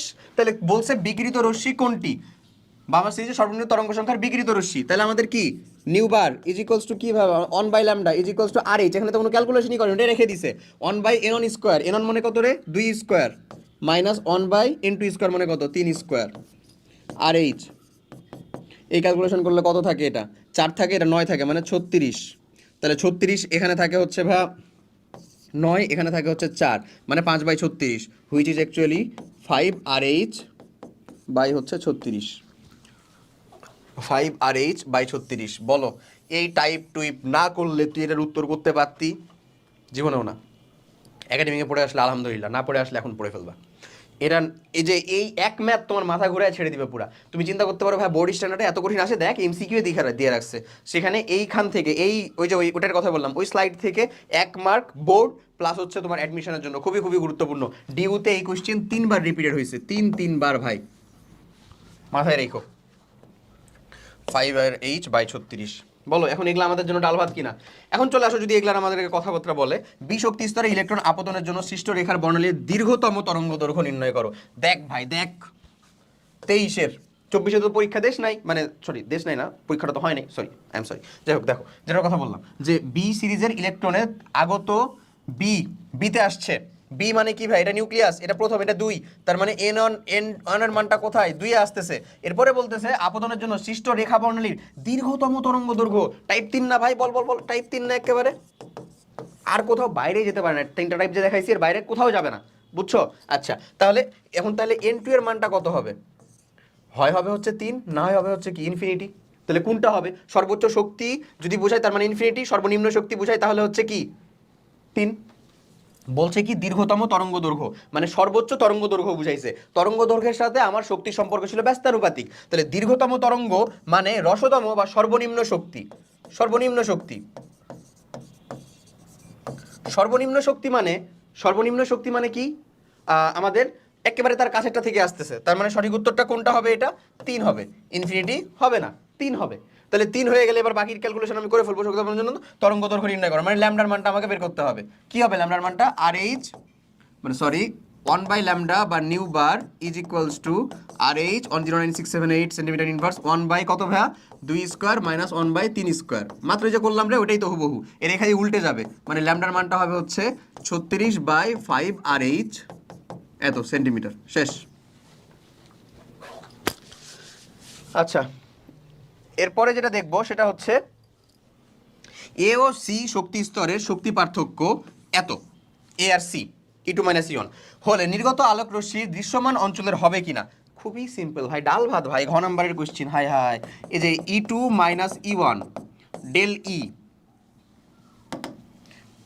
Del of E is equals to এইটা, এটা সমান কত? এই যে এই ভ্যালুটা, যে ভ্যালুটা এটা বলছে is equals to H C by lambda, বলতে পারি না? তো এই ভ্যালুটা আমাকে দেওয়া আছে, এইচ এর মান 6.62 6 × 10⁻³ মাইনাস 34 জুল সেকেন্ড, সি এর মানটা হচ্ছে 3 × 10⁸। আমি এখান থেকে ল্যামডার মানটা বের করব, ন্যানোমিটারে নিব এটাকে। ন্যানোমিটারে নেওয়ার পরে যদি দেখি 380 থেকে 780 ন্যানোমিটারের ভিতরে, ন্যানোমিটারের ভিতরে, তাহলে সেটাকে কি বলবো? দৃশ্যমান। ডান, তাহলে সেটা দৃশ্যমান, না আসলে দৃশ্যমান না, সিম্পল। তাহলে এই হয়ে গেল আমার কাহিনী, এ আর সি শক্তি স্তরের পার্থক্য এত, নির্গত আলোক রশ্মি দৃশ্যমান হবে কিনা ব্যাখ্যা করো। শেষ, বোঝা যাচ্ছে? তো ঠিক সেরকম ভাবেই এইখানকার এই বোর্ড কোশ্চেন দেখবো অবশ্যই, ইনশাল্লাহ হবে। ওকে, এরপরে চলে আসো, আমাদের ইউভি রশ্মির কিছু ব্যবহার আছে, এটা আমরা একেবারে একটু মানে টেনে দিয়ে তোমাদেরকে বলে দিব, এটা খালি রিডিং দেওয়ার মতন জিনিস। ফসফর ফ্লোরোসেন্স নামে একটা ধর্ম আছে, যে ধর্মটা হচ্ছে আসলে কিছু পদার্থ আছে যাদের ভিতরে ফসফর ফ্লোরোসেন্স পদার্থ এক ধরনের, যেটার ভিতরে যদি ইউভি রশ্মিটা অ্যাপ্লাই করো, শক্তি শোষণ করে দীর্ঘতম তরঙ্গ দৈর্ঘ্যের আলোক রশ্মি বিকিরণ করে, যেটা আমাদের দৃশ্যমান রেখা অঞ্চলের হয়। ওকে, তো দৃশ্যমান হইলে ওটাকে কিন্তু তুমি ইউভি লাইট অ্যাপ্লাই করলে দৃশ্যমানটা দেখতে পাও। এই ধরনের জিনিসপত্র আমরা পাসপোর্ট, টাকা যেগুলো অথেন্টিক সেগুলোর ভিতরে ইনকর্পোরেট করি। ওকে, সো সেটার উপরে ইউভি দিলেই দেখা যায় যে সেটা দৃশ্যমান হচ্ছে। কেমনে আমি দেখাই একটু, এই যে এমনে, এই যে দেখো, এটা আলাদাভাবে দৃশ্যমান হচ্ছে না, এটা হচ্ছে ফসফর ফ্লোরোসেন্স পদার্থ, এটা কিন্তু ইউভি দিয়ে এটাকে দৃশ্যমান করতে পারছি, নর্মাল এটা দেখতে পাবা না এরকম। সো এই পদার্থটাকেই আসলে কি হয়, এই পদার্থটার এই প্রতিপ্রভা সৃষ্টির উপর, ধর্মের উপর ভিত্তি করেই আমরা জাল টাকা, জাল নোট, জাল পাসপোর্ট শনাক্তকরণ করতে পারি। সিকিউরিটি ডিভাইসে এই ধরনের পদার্থ ব্যবহার করা হয়, এই কথাটাই এখানে বলছে। এগেন ফসফর যে পদার্থ সেটার কথা বললাম, ইউরেনিয়াম, এই অক্সাইডগুলো আসলে এরকম সবুজ বর্ণ বিকিরণ করে, কেউ নীল বর্ণ বিকিরণ করে, এগুলো রিডিং দেওয়ার জিনিস, এগুলোতে এতটা বেশি টাইম দেওয়ার কিছু নাই। এরপরে দেখো আয়ার রশ্মি, আয়ার রশ্মিটাও রিডিং দিবা, তবে আমি একটা জিনিস বলে দিতে চাই আয়ার রশ্মি সম্পর্কে। হ্যাঁ, সেটা হচ্ছে একটা জিনিস মাথায় রাখবা, এটা আমি স্লাইডের ভিতরে ইনকর্পোরেট করে দেখিয়ে দিই। নেয়ার আয়ার যেটা, এটা 3 ভাগে ভাগ করা হয়, নেয়ার আয়ার, এমআইআর এবং এফআইআর। নেয়ার আয়ার আর মানে শুরুরটা এবং শেষেরটা ব্যবহার করা হয় চিকিৎসা ক্ষেত্রে। নেয়ার আয়ার যেটা চিকিৎসা ক্ষেত্রে ব্যবহার করা হয়, এটা মেইনলি শনাক্তকরণে ব্যবহার করা হয়, আসলে রোগ শনাক্তকরণ বা পরীক্ষার জন্য। দেখো এত এত নেয়ার আয়ার এটা ধরা হয় আলোকসীমা থেকে শুরু, এই অঞ্চলকে অবলোহিত অঞ্চল এরকম বলা হয়, তুলনামূলকভাবে কম হয়, চিকিৎসা ক্ষেত্রে ব্যবহার হয়, বলা হয়নি বাট এটা শনাক্তকরণ, যে কোথায় তোমার টিউমার আছে, কোথায় সিস্ট আছে, এটা শনাক্তকরণে ব্যবহার করা হয়। এবং এফআইআর যেটা, সেটা হচ্ছে উপশমে ব্যবহার করা হয়, মানে কোনো রোগের প্রতিকারে ব্যবহার করা হয়, উপশমে ব্যবহার করা হয়, রশ্মি আরোগ্য করার অধিক ক্ষমতা, এই যেটা বললাম। আর এমআইআর যেটা, মিডিল আয়ার, সেটা ব্যবহার করা হয় হচ্ছে জৈব যৌগের মূলক শনাক্তকরণে, জৈব মূলক শনাক্তকরণ, এটা জরুরি, জৈবমূলক শনাক্তকরণ এটা ব্যবহার করা হয়। এই রেঞ্জটা এখানে দেওয়া আছে, জরুরি না খুব বেশি, তুমি মনে রাখতে পারো বা একটা রিডিং দিতে পারো, এই জৈব যৌগের কার্যকরী মূলক শনাক্তকরণে, যেটার কথা বললাম। ওকে, জাল টাকা বা নোট শনাক্তকরণের ব্যবহৃত আলোক তরঙ্গ দৈর্ঘ্য কত? ওই যে ইউভি যেটা রেঞ্জের, ওই ইউভি রেঞ্জটা দেখো তো কোথায় একেবারে সঠিক ইউভি রেঞ্জ দেওয়া আছে, এটা কাইন্ড অফ সঠিক ইউভি রেঞ্জ, তার মানে এটাই সঠিক। এই সরি, ইউভি রেঞ্জ এর, ও এটাও তো একটা ইউভি রেঞ্জ, সরি, 230 থেকে 375, 780 তো না, সো এই রেঞ্জটা আসলে ইউজ করা হয়। দেখো এটা জ্ঞানমূলক জিনিস, এটা এরকমভাবে কইরো। ওকে, আয়ার রশ্মি দেহের তাপমাত্রা হ্রাস করে, এনজাইমের কার্যকারিতা হ্রাস করে, ধমনী ও শিরা প্রশস্ত করে, হ্যাঁ এটা করে, রক্ত সঞ্চালন হ্রাস করে না, এগুলো বৃদ্ধি করে, মানে ভালো কাজে আমাদের ব্যবহার করা হয়। সো এটার অ্যান্সারটা হচ্ছে ভাই সি, এর অ্যান্সারটা হচ্ছে সি। এরপরে দেখো চিকিৎসা বিজ্ঞানে ফিজিওথেরাপিতে কোনটি ব্যবহার করা হয়, যে আইআর। এখন আইআর এর কোনটা ব্যবহার করা হয় আসলে ভাই, এফআইআর, বুঝছো, এই যে আইআর, আইআর রশ্মি। ওকে, সো এই পর্যন্তই। এখন এইখানে যে জ্ঞানমূলক জিনিসপত্র অলরেডি আমাদের ডান, রেখা বর্ণালী, তরঙ্গদৈর্ঘ্যের ব্যাপ্তি, কম্পাঙ্ক, আলফা কোণা কাকে বলে, এই সকল জিনিসপত্র এটা দেওয়া থাকবে, তুমি এটা করে নিবা। এগুলা এগুলো অবশ্যই পড়তে হবে, এই জিনিসটার জন্য এখানে দেওয়া। একটি মাত্র ইলেকট্রন থাকা সত্ত্বেও এই এই এই এই এই এই এই কিভাবে জাল শনাক্ত করা হয়, প্রতিপ্রভা কিভাবে সৃষ্টি হয়, বর্ণালী কিভাবে সৃষ্টি হয়, মৌল শনাক্তকরণে কিভাবে ব্যবহার করা হয়, এই পার্টটুকুই। আমরা পার্ট 2 এ পড়বো হচ্ছে এই কোয়ান্টাম সংখ্যা। পার্ট 1টা আসলে ডান, আশা করা যায় ইনশাল্লাহ। এরপরে আমরা শুরু করবো যেটা, সেটা হচ্ছে পার্ট 2। পার্ট 2। সো এই পার্টটা আমরা এখানেই কমপ্লিট করি, নাহলে দেখা যাবে যে এই রেঞ্জটা হিউজ পরিমাণে বেড়ে গেছে, ঠিক আছে, তখন আসলে আমাদেরই ঝামেলা হবে। সো আশা করি যতটুকু পরিমাণে পড়ছো ততটুকু ভালো মতন বুঝতে পারছো, এবং তোমাদেরকে অনেক অনেক থ্যাংক ইউ। ওকে।